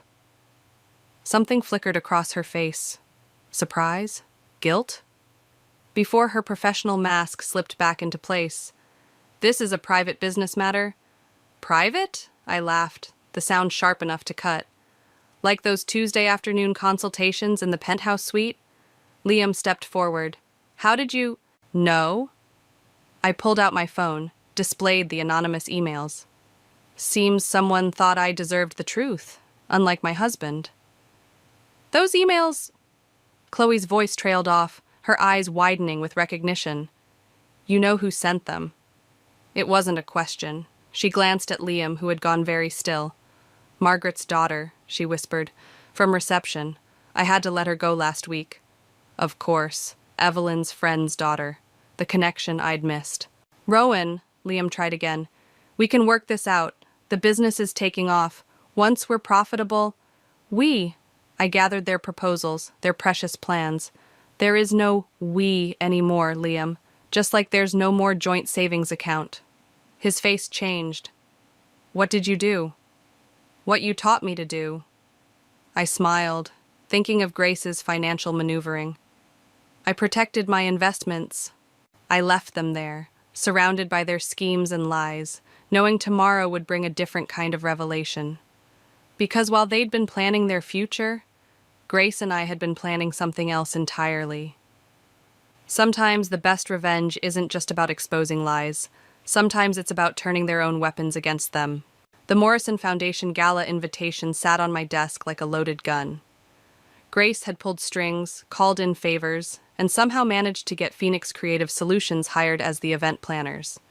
They didn't know I was the anonymous client representative they'd been coordinating with for weeks. Everything's set, Grace said, reviewing the final arrangements. Chloe's planned quite the spectacle. Live streaming, press coverage, all their major clients attending. Perfect venue for a different kind of reveal. I touched the USB drive containing months of financial records, emails, and surveillance footage. Is the presentation ready? Locked and loaded. They won't see it coming. My phone lit up with Liam's message. Can we talk? About last night? Another message followed. I know I hurt you, but this business could change everything. Give me a chance to explain. Grace read over my shoulder. He's scared. Good. The gala was tomorrow night. Our chance to expose not just the affair, but the financial fraud that could destroy their precious Phoenix Creative before it truly launched. Yet something gnawed at me. What if we're becoming just like them? The question slipped out before I could stop it. They stole your future, Grace reminded me. Used your savings, your trust. I know. I stood, pacing. But this revenge, it feels like it's changing me. My office door opened. Kelly from marketing stood there, face pale. Rowan, you need to see this. She held up her tablet. On screen was Phoenix Creative's latest Instagram post. Chloe, wearing my bracelet, announcing their company's selection as the Morrison Foundation's exclusive event partner. The caption praised their unique vision and family values. My hands shook as I read the comments. Potential clients praising their work. Industry leaders offering congratulations. All built on stolen dreams and diverted funds. Family values, I whispered, something breaking loose inside me. That's what we're going with? I grabbed my keys. Grace caught my arm. Where are you going? To give Liam his chance to explain. The drive to his new apartment felt like crossing a boundary. He opened the door, surprise flickering across his face. Behind him, I caught glimpses of the life he'd built without me. Design mock-ups on the walls, Chloe's coat draped over a chair. Rowan, I saw the announcement. My voice stayed steady, surprising me. Congratulations on the Morrison account. That's what I wanted to discuss. He stepped back, letting me in. We could work together. Your marketing experience, our design work. Our? I picked up a framed photo of him and Chloe at some industry event. Like our savings? Our marriage? I know you're angry. I'm not angry, Liam. I set down the photo. I'm awake. His expression shifted. What does that mean? I pulled out my phone, showed him the gala invitation. I'll be there tomorrow night. Front row. You're attending? Something like fear crossed his face. Wouldn't miss it. I moved toward the door. After all, family should support family, right? Rowan, wait. But I was already gone, my decision crystallizing with each step. This wasn't about revenge anymore. This was about justice, about consequences, about showing the world the true cost of family values. Grace was waiting in my office when I returned. Well? I picked up the USB drive. Change of plans. We're not just exposing their fraud. What do you mean? I want everything public. The affair, the stolen money, the lies. I gripped the drive tighter. Let their precious clients see exactly who they're dealing with. It'll destroy them completely, Grace warned. No coming back from that kind of exposure. Good. I sat down, started typing. Because tomorrow night, Phoenix Creative isn't rising from any ashes. Sometimes revenge isn't about getting even. Sometimes it's about burning everything down and walking away from the flames. The gala invitation seemed to glow on my desk, no longer a weapon, but a promise. Tomorrow night, we'd all learn the true meaning of sacrifice. The Morrison Foundation gala sparkled like broken glass. I sat in the front row, watching Liam and Chloe work the crowd, their success built on the ruins of my trust. The USB drive felt heavy in my clutch, a digital bomb waiting to detonate. Grace touched my arm. 10 minutes until their presentation. Then Evelyn appeared, beaming with pride. Darling, why didn't you tell me you were involved with Phoenix Creative? Liam just said you're considering joining the team. My carefully constructed plan cracked. He what? Oh, was it supposed to be a surprise? Evelyn's face fell. He's announcing it during the presentation, said it's time to bring the family back together. The room tilted. Liam had outmaneuvered me, turning my revenge into his redemption story. I watched him approach the podium, Chloe at his side, both wearing matching smiles that didn't reach their eyes. He's trying to trap you, Grace whispered, make you look vindictive if you expose them now. The presentation began. Professional achievements, client testimonials, growth projections, all built on stolen dreams and diverted funds. My funds, our future. And now, Liam's voice carried across the ballroom, a special announcement. We're thrilled to welcome a new partner to Phoenix Creative. The screen behind him changed. My professional headshot appeared, along with my credentials. The audience applauded. Evelyn squeezed my hand. I stood, my chair scraping against the marble floor. The USB drive burned in my hand. One connection to the podium's laptop would expose everything. The affair, the fraud, the lies. But Liam's eyes met mine, challenging, almost pitying. Rowan has always believed in family, he continued smoothly. In second chances, in building something greater than ourselves. The crowd murmured appreciatively. I saw potential clients nodding, investors smiling. My revenge would now look like bitter rejection, professional suicide. Don't let him win, Grace urged. But Evelyn was crying happy tears. Other family members watched expectantly. Even Chloe managed to look hopeful, though the sapphire bracelet, my bracelet, glinted on her wrist like a taunt. I moved toward the podium, USB drive clutched tight. Liam extended his hand, camera flashes capturing what looked like a touching family reunion. Say something, he whispered, still smiling for the cameras. I took the microphone, my hand steady despite the chaos in my chest. The audience waited, my carefully planned revenge balanced on a knife's edge. Family, I started, my voice carrying across the silent room. It's a beautiful word, sacred, even. Liam's smile widened, victory in his eyes. But true family, I continued, doesn't steal from each other. His smile froze. True family doesn't take savings meant for fertility treatments and use them to fund affairs. Gasps rippled through the crowd. Evelyn's hand flew to her mouth. True family, I held up the USB drive, keeps receipts. Rowan, Liam stepped forward, reaching for the microphone. You're upset, I understand. No, I pulled back. You understand marketing, image, manipulation, but you never understood family. I turned to the audience, to the investors and clients they'd courted with stolen money and borrowed prestige.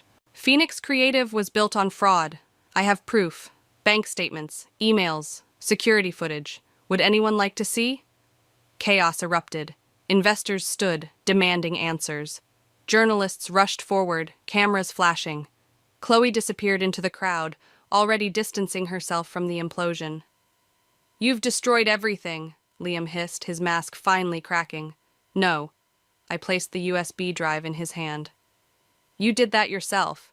I just refused to burn with you. I walked away, past the shouting investors, past the stunned family members, past the life I thought I wanted. Grace followed, her silence supportive. Outside, the night air felt clean, purifying. My phone buzzed with notifications, news alerts already picking up the story, professional contacts reaching out, family members expressing shock and support. Now what? Grace asked. I looked back at the glittering ballroom, where Liam's carefully constructed facade was crumbling in real time. Now, I said, we rise. The morning after the gala, I found Liam waiting on my doorstep, clutching a newspaper. The headline screamed, Phoenix Creative Scandal, Startup Built on Stolen Dreams. You've ruined us, his voice cracked. The investors are pulling out. Chloe's gone. Karma's expensive, isn't it? I moved to step past him. He grabbed my arm. I can fix this. We can fix this. I'll pay back everything. With what money? Grace emerged from her car, tablet in hand. The accounts are frozen. The authorities have questions about certain financial irregularities. Liam's face drained of color. What did you do? Me? I pulled free. I just followed the money. Your sister did the rest. Grace held up her tablet, displaying a complex web of transactions. Funny thing about fraud, it leaves breadcrumbs, especially when you're sloppy with the paperwork. You helped me with those accounts, Liam snarled at Grace. I knew you were hiding something. That's why I kept records. She smiled coldly. Family looking out for family, right? My phone buzzed. Evelyn calling again. I'd been dodging her since last night. Mom's devastated, Liam said. Is that what you wanted? To destroy our whole family? Don't you dare! My voice shook. Don't you dare use her against me. You did this. Every lie, every stolen dollar, every broken promise. That was you. I did it for us. The business was our chance. Our chance? I laughed, sharp and bitter. While I was working overtime to afford fertility treatments, you were building a future with someone else, using my sacrifices to fund your escape. It wasn't like that. Then what was it like? I pulled out my phone, played the recording from the Grand Hotel. His voice, intimate and clear. Once Phoenix takes off, we'll have everything we dreamed of. Just us. He flinched at his own words. Did Chloe know? Grace asked. About the fertility treatments? Liam faltered. It wasn't relevant. Wasn't relevant? Something snapped inside me. Like our marriage wasn't relevant? Like my dreams weren't relevant? I loved you, he whispered. No, you loved what I could give you. My trust, my money, my silence. I opened my front door. But that's not love. That's theft. The police want to talk to you, Grace added. Something about misappropriation of funds, fraud, maybe worse. Liam's facade cracked completely. You can't do this. I'll lose everything. Funny. I stepped inside. That's exactly how I felt when I found out about Phoenix, about Chloe, about every lie you told while stealing our future. Rowan, please. The difference is, I turned back one last time. I didn't lose everything. I just lost the dead weight that was dragging me down. What do you want from me? His voice broke. Nothing. The truth of it hit me like sunrise. Not anymore. I closed the door on his protests, on the past, on the woman who had once believed in second chances and family above all. Grace followed me inside. Chloe's lawyer called. She's offering to testify about the financial misconduct in exchange for immunity. I sank onto my couch, suddenly exhausted. Of course she is. Are you okay? Through the window, I watched Liam walk away, shoulders slumped, newspaper crumpled in his fist. The man I'd married, the future I'd planned, the dreams I'd sacrificed for, all as insubstantial as morning mist. You know what's strange? I said finally. I thought revenge would feel like winning, but it just feels like freedom. Grace sat beside me, her presence steady and sure. Sometimes they're the same thing. My phone buzzed again. Evelyn. This time, I answered, Because sometimes freedom means facing the aftermath of the fire you've started. And sometimes from those ashes, something stronger rises. The sapphire bracelet caught the morning light as I placed it on Evelyn's kitchen table. She stared at it, hands wrapped around her untouched coffee mug. "I thought you might want to return it," I said, "since it came from your son's business account." "No," she pushed it back toward me. "Keep it, as a reminder." "Of what? Betrayal? Revenge?" "Of your worth." Her voice carried the weight of her former principal's authority. Sometimes the most expensive lessons are the ones we didn't want to learn. Through the window, I watched Grace talking to the forensic accountants in the driveway. The investigation into Phoenix Creative had revealed more victims, other stolen dreams, other diverted funds. Chloe had turned state's evidence, painting herself as another victim of Liam's manipulation. "Did you read his letter?" Evelyn asked. I nodded. Liam's final attempt at explanation sat unopened in my purse, his familiar handwriting now strange and distant. "Are you going to open it?" "No." The certainty in my voice surprised us both. Some stories don't need an ending. My phone buzzed. Another news alert about the case. Liam's face stared back from the screen, haunted and hollow as he left the courthouse. The media loved the story. Ambitious entrepreneur brought down by his scorned wife and sister. Phoenix Creative burning in spectacular fashion. "You know," Evelyn said carefully, "revenge doesn't usually bring peace." This wasn't about revenge. Not really. I touched the bracelet's clasp. It was about truth, about consequences. "And are you at peace?" Before I could answer, Grace burst in, waving documents. "You need to see this. We found something in the old accounts." She spread papers across the table, bank statements, transfer records, a trail of breadcrumbs leading to an unexpected destination. "He didn't spend all the fertility treatment money," Grace explained. "He invested it, under your name." The investment had grown, quietly accumulating value while we'd torn everything else apart. Ironic, isn't it? I laughed, but the sound caught in my throat. He actually did save for our future, just not the one we planned. "What will you do with it?" Evelyn asked. Through the window, I watched the forensic team pack up their files. Evidence of lives derailed, dreams deferred, trust broken, and rebuilt. "I'm starting a foundation," I said, "for families struggling with fertility treatments, people who've had to choose between their dreams and their dignity." Grace smiled. "Phoenix Rising?" "No." I picked up the bracelet, its sapphires no longer burning with betrayal, but shimmering with possibility.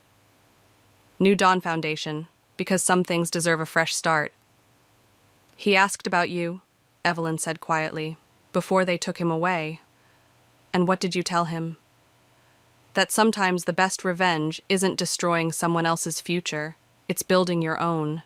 My phone buzzed again, the fertility clinic confirming my appointment to discuss options. Single motherhood, donor programs, different paths to the same dream. "Keep the bracelet," I told Evelyn, standing to leave. "Sell it, donate it. Let it help someone else's sacrifice mean something." She caught my hand. "You're still family, you know, no matter what." "I know." I squeezed her hand. "Just a different kind than we planned." Outside, Grace waited by her car, already reviewing foundation proposals. The morning sun painted everything in new light, turning past shadows into future possibilities. I didn't look back at the bracelet on Evelyn's table, didn't need to. Some sacrifices become stepping stones. Some betrayals become bridges. And sometimes, the future we fight for isn't the one we originally wanted, but the one we needed all along. My phone buzzed one last time, another letter from Liam, digital this time. I deleted it unread. Some stories don't need an ending. They just need a new beginning. I stared at Nathan's phone, my fingers hovering over the screen like they might get burned. 3 years of marriage counseling, 2 second chances, and 1 message thread was all it took to prove what a fool I'd been. "Mom, is the pasta ready?" Eli called from the living room, his voice cutting through the static in my head. 5 more minutes, honey." My voice didn't shake. 12 years of motherhood had taught me how to lie convincingly when necessary. The message thread between Nathan and Oliver glowed accusingly. Maggie's getting antsy about the money. Need to move things around before Paisley notices. And then Oliver's response. Got you covered, brother. Wire transfer should clear by Friday. The timer on the stove chimed.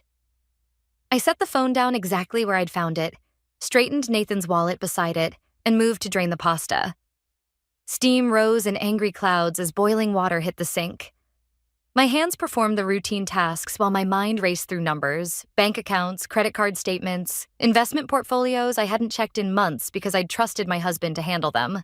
Something smells amazing. Nathan's voice behind me, his hands sliding around my waist. I didn't flinch. Instead, I leaned back against him, feeling his wedding ring press against my stomach. Just pasta. I turned and smiled, studying his face. Same brown eyes, same laugh lines, same man I'd married 13 years ago. Same liar who'd been there all along. How was your meeting with Oliver? Productive. He kissed my temple. We're closing in on that development deal I told you about. I nodded, wondering if development deal was code for whatever scheme they were running behind my back. That's great, honey. Eli's starving. Why don't you go tell him dinner's ready? The moment Nathan left the kitchen, I grabbed my phone and fired off a text to Samantha. Need your help. Don't call. We'll explain tomorrow. Dinner was a masterclass in normalcy. I asked Eli about school, laughed at Nathan's jokes, and didn't once mention the text messages or the sudden urge I had to check every financial statement we owned. When Nathan's phone buzzed during dessert, I watched him check it under the table, noted how his jaw tightened slightly before he turned it face down. Everything okay? I asked, sliding another scoop of ice cream onto Eli's plate. Just work stuff. Nathan's smile didn't reach his eyes.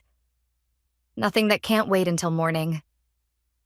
Later, after Eli was in bed and Nathan was absorbed in his laptop, I sat in our ensuite bathroom, door locked, scrolling through our joint account statements. The transactions looked normal at first glance, but there were patterns. Small transfers, recurring payments to accounts I didn't recognize, withdrawals that Nathan had always explained away as business expenses. My hand shook as I opened our investment portfolio app. The numbers were lower than I remembered, much lower. How long had this been going on? How much had he already hidden away? A soft knock at the door made me jump. Pace, you okay in there? Fine, I called back, closing the apps quickly. Just feeling a little off. Don't stay up too late. We've got that dinner with the Bennetts tomorrow night. The Bennetts. Oliver and his perfect wife, their perfect house, their perfectly orchestrated role in whatever game Nathan was playing. I stared at my reflection in the mirror, at the woman who'd been so busy being the perfect wife she'd missed all the signs. I won't, I promised, already planning tomorrow's lunch with Samantha, already calculating how much evidence I'd need, how long I should wait, how carefully I needed to play this, because Nathan had taught me something valuable today. Sometimes the best revenge requires patience, and I had all the patience in the world. Samantha's office always smelled like coffee and ambition. She'd made senior partner while I'd stepped back to juggle motherhood and marriage. Now, watching her scroll through the screenshots I'd taken, I wondered if I should have chosen differently. Jesus, Paisley. She set her phone down. How long has this been going on? That's what I need you to help me figure out. I pulled out the stack of bank statements I'd printed. There's a pattern here, but I can't see it clearly yet. You realize what you're suggesting? Her fingers drummed against her desk. Oliver Bennett isn't just Nathan's friend. His firm handles half our biggest accounts. I know. The weight of it pressed against my chest. One wrong move and I wouldn't just lose my marriage. I could lose my career, my reputation, everything I'd built. My phone buzzed. Nathan. Don't forget dinner at the Bennetts tonight. Wear that blue dress I like. Samantha read the message over my shoulder. You're still going? Of course. I typed back a quick, looking forward to it with a heart emoji. The best place to hide is in plain sight. The rest of the afternoon passed in a blur of spreadsheets and whispered conversations. Samantha's assistant brought more coffee. We traced payment patterns, flagged suspicious transfers, built a timeline of Nathan's deception. There's something else, Samantha said finally, pushing away from her desk. A name that keeps coming up, Maggie Thompson. The name hit like a slap. What about her? She's received regular payments from one of these shell accounts. Small amounts at first, then larger. The most recent was last Friday. My hands were steady as I gathered the papers. I need to get home. Get Eli from soccer practice. Paisley. Samantha caught my arm. Whatever you're planning, be careful. Men like Nathan, they don't react well to losing control. I managed a smile. Who said anything about letting him know he's losing it? At home, I transformed myself into the perfect wife Nathan expected. The blue dress he liked, hair swept up, makeup carefully applied to hide the shadows under my eyes. Eli watched me from the doorway as I finished getting ready. You look pretty, Mom. Thanks, sweetie. I studied his reflection in the mirror. You okay staying with Grandma Grace tonight? He shrugged, picking at a loose thread on his sleeve. I guess. Dad seems weird lately. My heart clenched. Weird how? I don't know. He keeps checking his phone during our games. And yesterday, when I asked if we could go camping next weekend like he promised, he said he had to work. I turned, pulling him into a hug. Sometimes grown-ups get caught up in work stuff.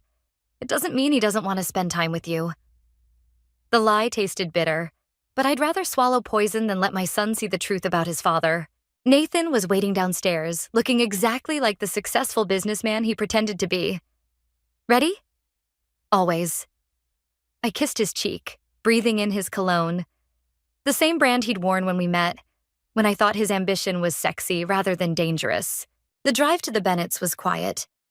I watched Nathan's hands on the steering wheel, remembering how those same hands had held mine across the altar, had cradled Eli when he was born, had signed countless documents I now knew were filled with lies.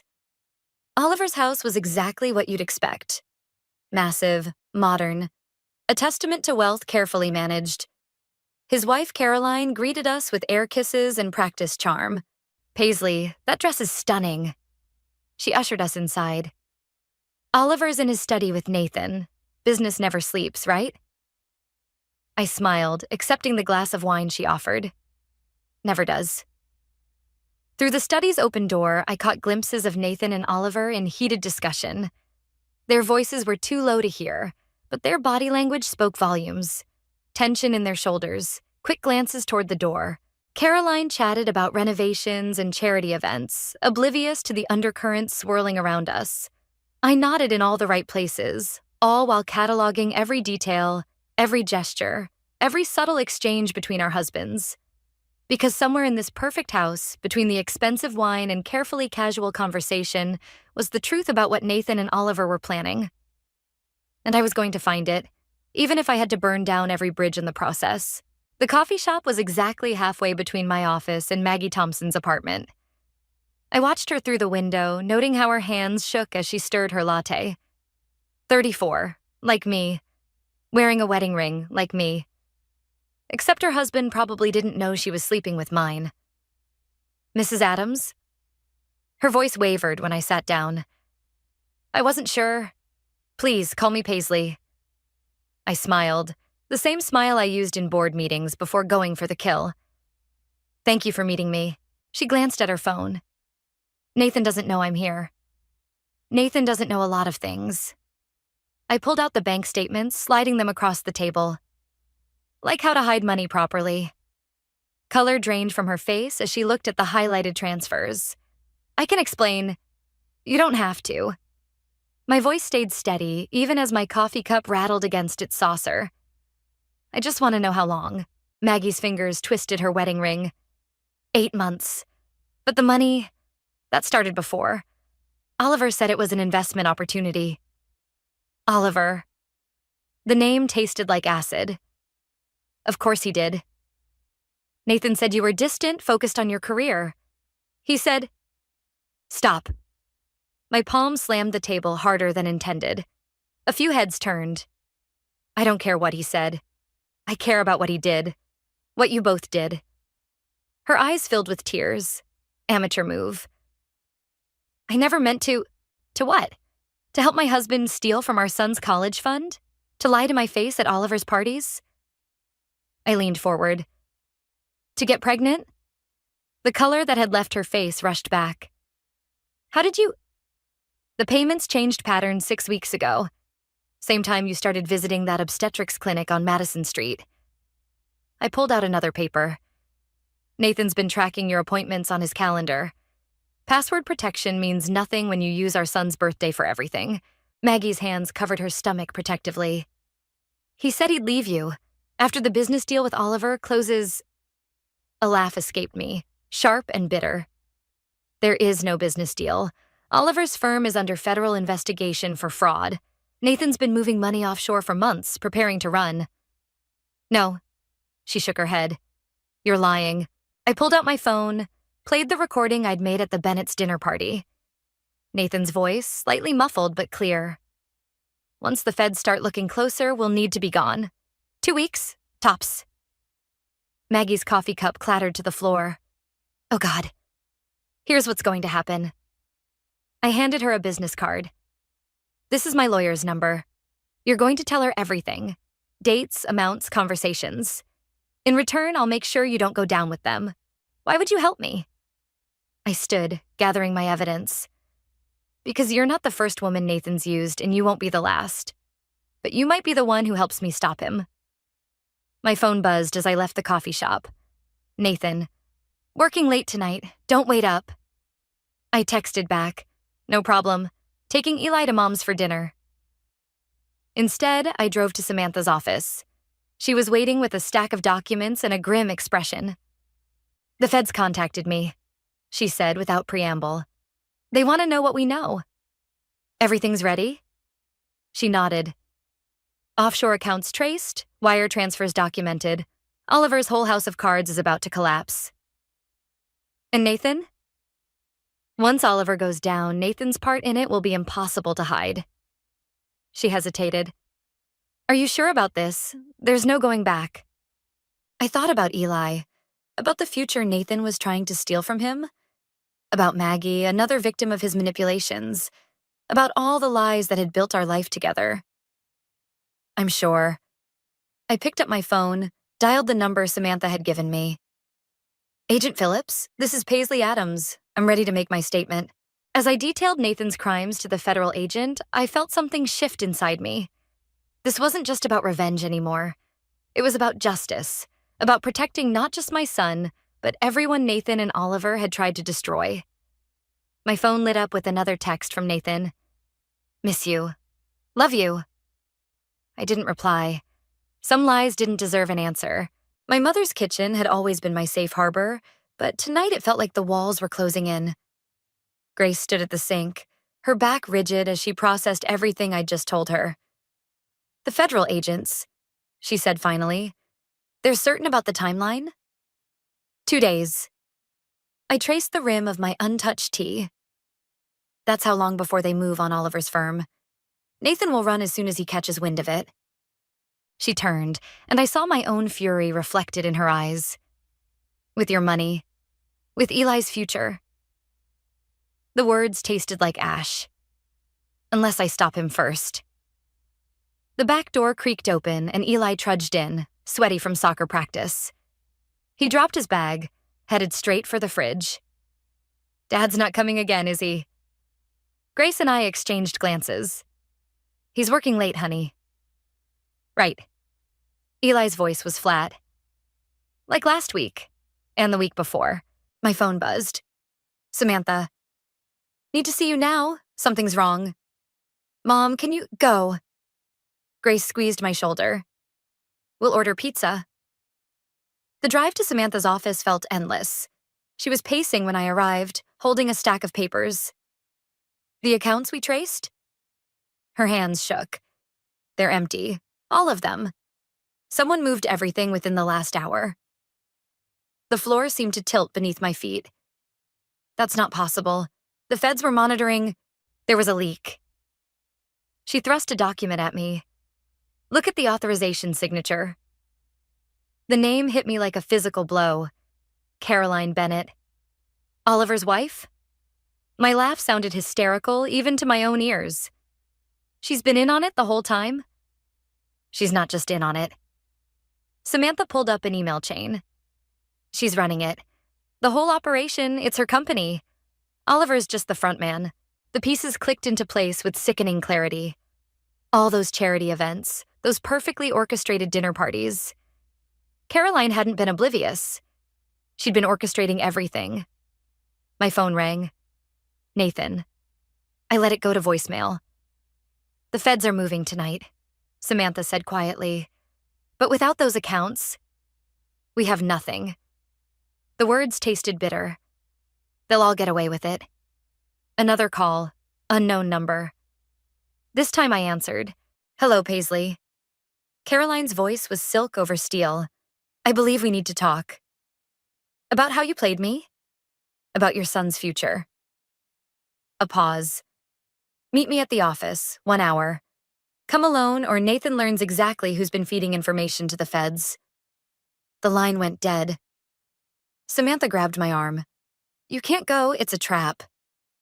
Of course it is. I gathered my things. But she has everything. The money, the evidence, all of it. What choice do I have? We can call Agent Phillips. And risk Nathan running with whatever's left? I shook my head. I have to try. The office building was dark except for the top floor. Caroline stood at the window, silhouetted against the city lights. She didn't turn when I entered. You know what fascinates me about chess? She swirled her wine glass. It's not about the pieces you take. It's about the ones you're willing to sacrifice. Is that what this is to you? A game? Life is a game, dear. Now she turned, smile sharp as broken glass. Nathan was a useful pawn. Maggie, too. But you surprised me. I didn't expect you to be quite so resourceful. What do you want? To offer you a choice. She set down her glass. Walk away now. Take Eli. Take enough money to start fresh. Let the investigation die quietly. And if I refuse? Then Nathan goes to prison. The scandal destroys your career, and Eli grows up with both parents' names dragged through the mud. Her smile widened. Your move. I thought about Eli's face in the kitchen, about Nathan's lies, about all the lives Caroline had casually destroyed, about justice versus revenge, and the price of each. My phone buzzed again, a text from Grace. Eli asking for you, says it's important. Sometimes the hardest choices are the simplest ones. I looked Caroline in the eye and made my move. The recording device felt heavy in my pocket as I walked into Nathan's office. He looked up, surprise flickering across his face before settling into that practiced smile I'd once found charming. This is unexpected. He gestured to the chair across from his desk. Everything okay? Just bringing you lunch. I set down the paper bag, watching his expression. Like I used to. His smile faltered slightly. That's thoughtful. I perched on the edge of his desk instead of taking the chair, noting how he shifted away almost imperceptibly. Remember our first apartment? How I'd bring you lunch every Thursday? Paisley. Before the promotions, before Oliver's deals. I traced the edge of his desk calendar. Before Maggie. The color drained from his face. What are you talking about? It's funny. I picked up the family photo on his desk. Me, him, Eli at the beach last summer. Caroline just told me the most interesting story about your investment strategy. His hand moved toward his phone. I was faster, unplugging it from the wall. Don't bother calling Oliver. I set the photo down carefully. He's a bit busy with the federal agents right now. You don't understand. Actually, I do. I pulled out my phone, played the recording of Caroline's confession. I understand perfectly. Nathan stood so quickly his chair slammed into the wall. Where did you get that? The same place I got this. I showed him the video from my meeting with Maggie. And this. The bank transfers. And this. The offshore account details. Jesus, Paisley. His voice cracked. What have you done? What have I done? The laugh that escaped me didn't sound entirely sane. That's rich, coming from the man who planned to abandon his son. I was going to send for you both. Like hell you were. I slammed my hand on his desk. You were going to run with Caroline's money and your pregnant mistress. He flinched. How did you know about the baby? The same way I know about everything else. I stood, moving toward the door. The feds are probably reaching Oliver's office right now. Caroline's already gone. Took a private flight this morning. Guess loyalty isn't her strong suit either. Wait. He grabbed my arm. We can fix this. I'll tell them everything about Caroline, about Oliver. We can start fresh. I jerked away from his touch. There is no we anymore, Nathan. There's just me, trying to salvage something for our son from the wreckage you created. Eli. His face crumpled. Please don't let him find out what kind of man his father really is. My voice was ice. That's your choice now. Sign the papers my lawyer's bringing this afternoon. Full custody, fair division of what's left of our assets. Or I release everything. To the feds, to the media, to Eli. You wouldn't. Try me. I opened the door.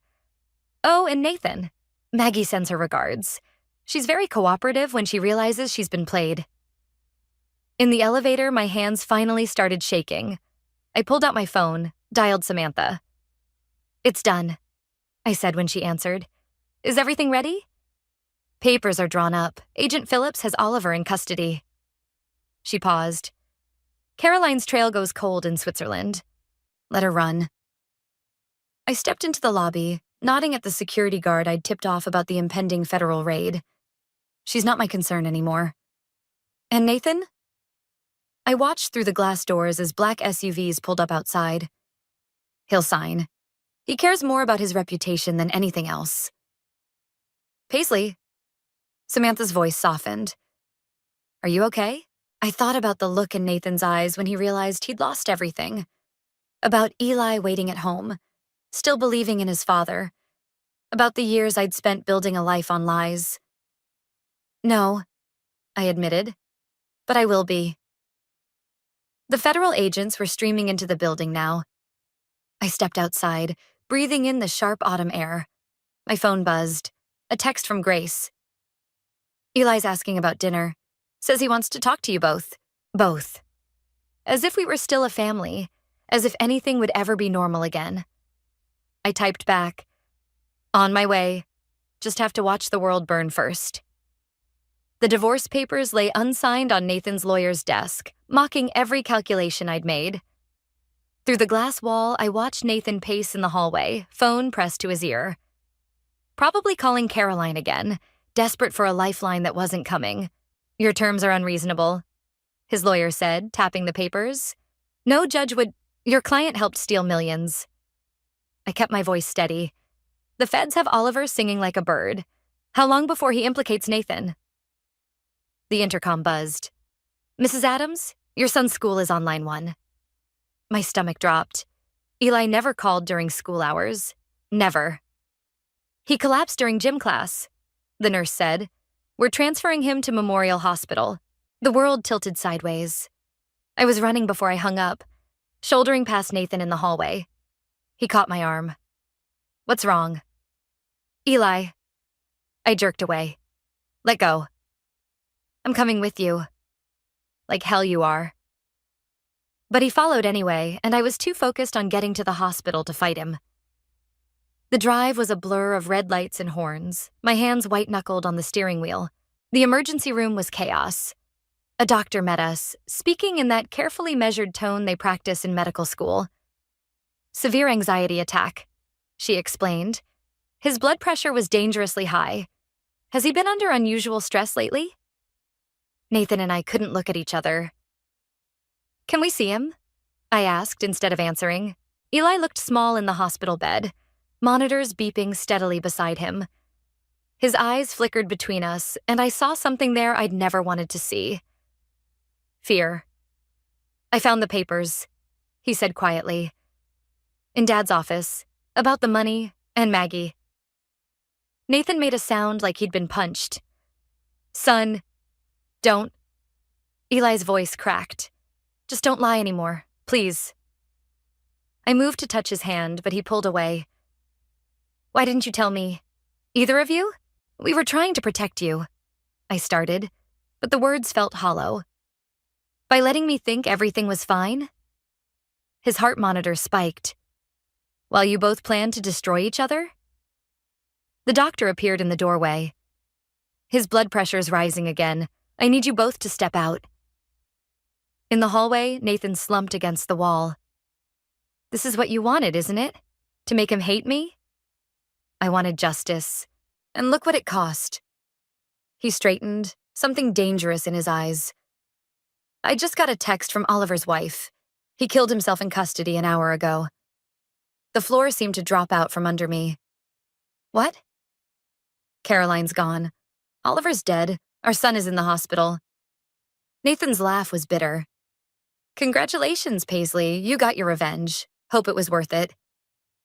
He walked away, leaving me alone in the sterile hallway. My phone buzzed. Samantha. The feds are dropping the investigation, she said without preamble. Oliver's death complicated everything. They're calling it a tragic misunderstanding, sweeping it under the rug. No. My voice sounded distant. They can't. They already have. Caroline's lawyers are spinning it as corporate espionage gone wrong. Nathan will probably walk away clean. I ended the call, stumbled to the bathroom, and threw up until there was nothing left. In the mirror, my reflection looked like a stranger. Hollow-eyed, pale, destroyed. The doctor found me there. Your son's asking for you. Just you. Back in Eli's room, he looked at me with eyes too old for his face. Did you love him? Dad? Ever? Yes. The truth hurt more than any lie. I still do. That's why this hurts so much. Then why? Because sometimes love isn't enough. I sank into the chair beside his bed.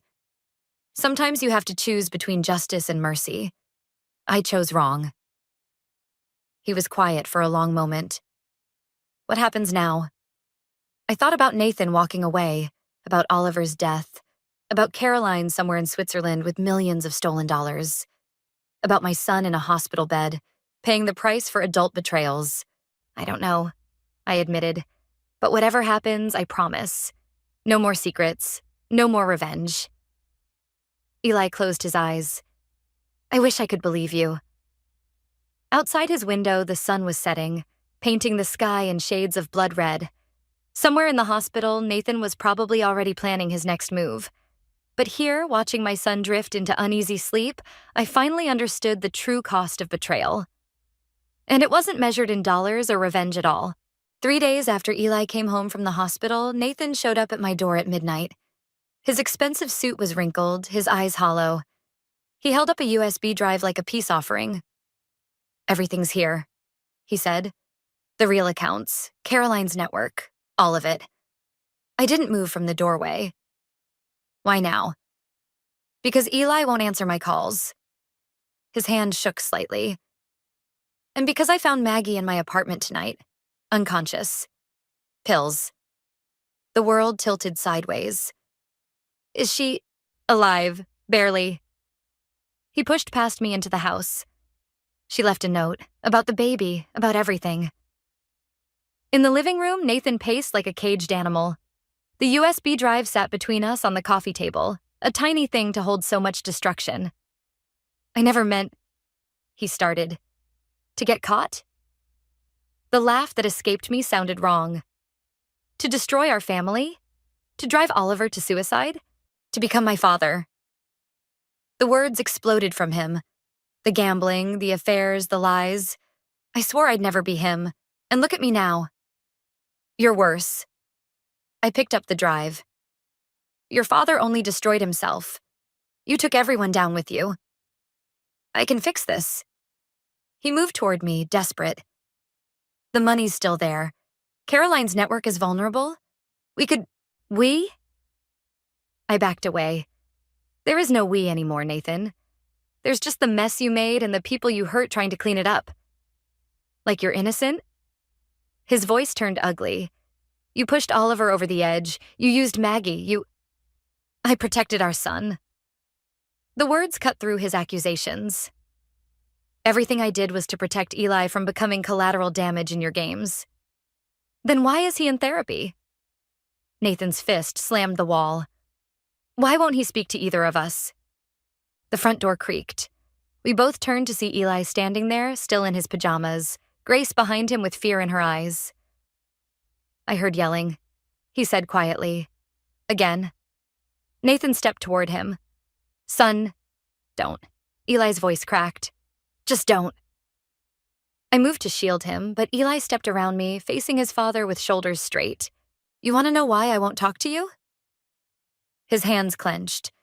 Because every time you open your mouth, it's about money, or blame, or fixing things. But you never once said you're sorry. Not to Mom, not to me, not even to Maggie. The silence that followed was deafening. Nathan looked like he'd been shot. The baby, he whispered. How did you? I heard Mom on the phone with the hospital. Eli's voice was steady now. Another person you hurt trying to be something you're not. Grace stepped forward. Eli, honey. No. He turned to me.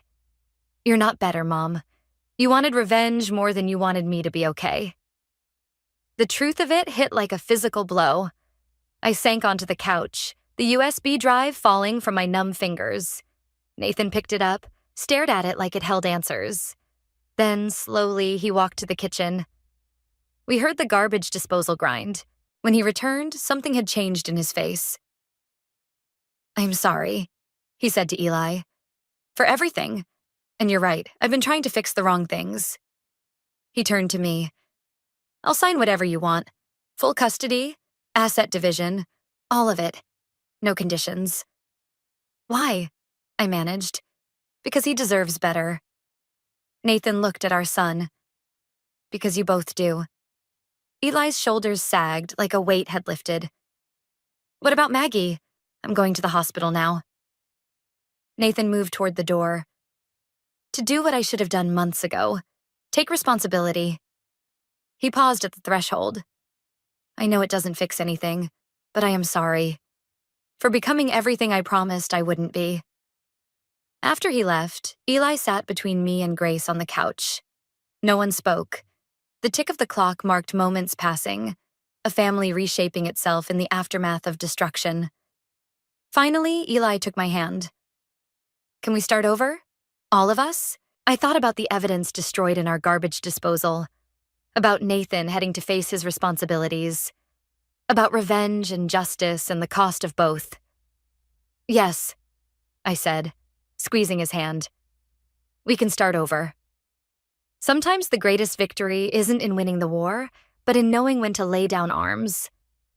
The envelope arrived on a Tuesday, hand-delivered to my office. Maggie's handwriting, slanted and urgent, covered both sides of the paper inside. I read it twice before calling Nathan. She's leaving the country. I know. His voice sounded tired. The baby. She lost it last week. Didn't want me there. The words hung between us, heavy with shared responsibility. The letter says she's giving her statement to the feds first. About Caroline, about everything. Good. The simplicity of his response surprised me. It needs to end. I set the letter down, watched sunlight catch the divorce papers on my desk. Final hearing tomorrow. Have you told Eli? That Maggie's leaving? No. A pause. But I did tell him about the therapy. He seemed relieved. Through my office window, I could see Samantha in the conference room, rebuilding our firm from the ashes Oliver left behind. Life moved forward, whether we were ready or not. The trust fund paperwork came through, I said. Everything we could salvage protected in his name. Paisley, Nathan's voice cracked. I never meant... I know. And somehow finally I did. Neither did I. The door opened and Eli walked in, fresh from school, Grace hovering behind him. He'd started doing that, checking in, making sure we were both still here, still trying. Mom? He gestured at my phone. Is that Dad? I nodded. He held out his hand for the phone and I gave it to him, watching his face as he listened to whatever Nathan was saying. "Okay," he said finally. "Yeah, I'll be there. Both days." A pause. "I know, Dad. Me too." He handed the phone back without ending the call. Nathan and I listened to each other breathe for a moment. "The hearing," I said finally. 9 tomorrow. I'll be there." He cleared his throat. "Caroline surfaced in Geneva. The Swiss authorities. I don't care." The truth of it surprised me. Let her run. Let her hide. It's not our story anymore. After we hung up, Eli perched on my desk, picking up Maggie's letter. "Is she okay?" "She will be." I took the letter back.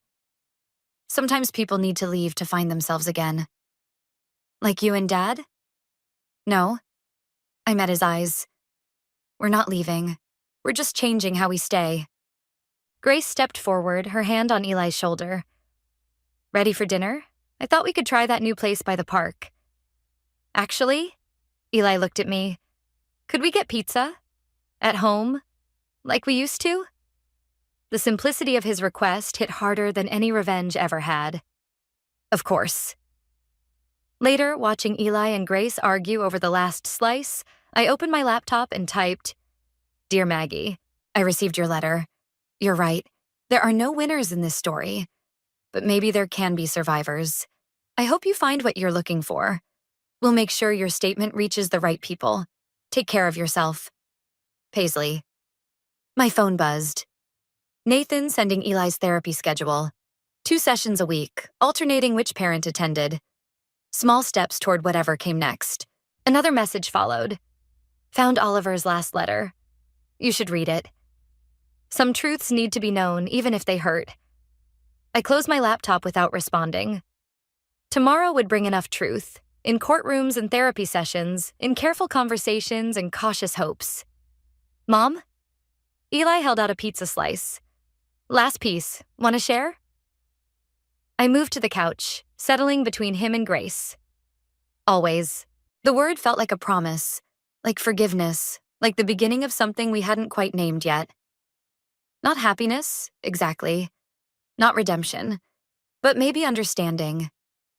Grace squeezed my hand and I thought about Oliver's letter waiting in Nathan's office. About Caroline running with blood money. About Maggie starting over somewhere new. Some stories don't end with justice or revenge. They end with pizza on a Tuesday night, with therapy appointments and trust funds, with the slow, careful work of rebuilding what betrayal broke. And maybe that's enough. Eli leaned against my shoulder, already half asleep. Outside, the city hummed with other people's stories, other betrayals, other chances at redemption. But this one, this messy, painful, hopeful story, was ours. And we were finally learning how to tell it honestly,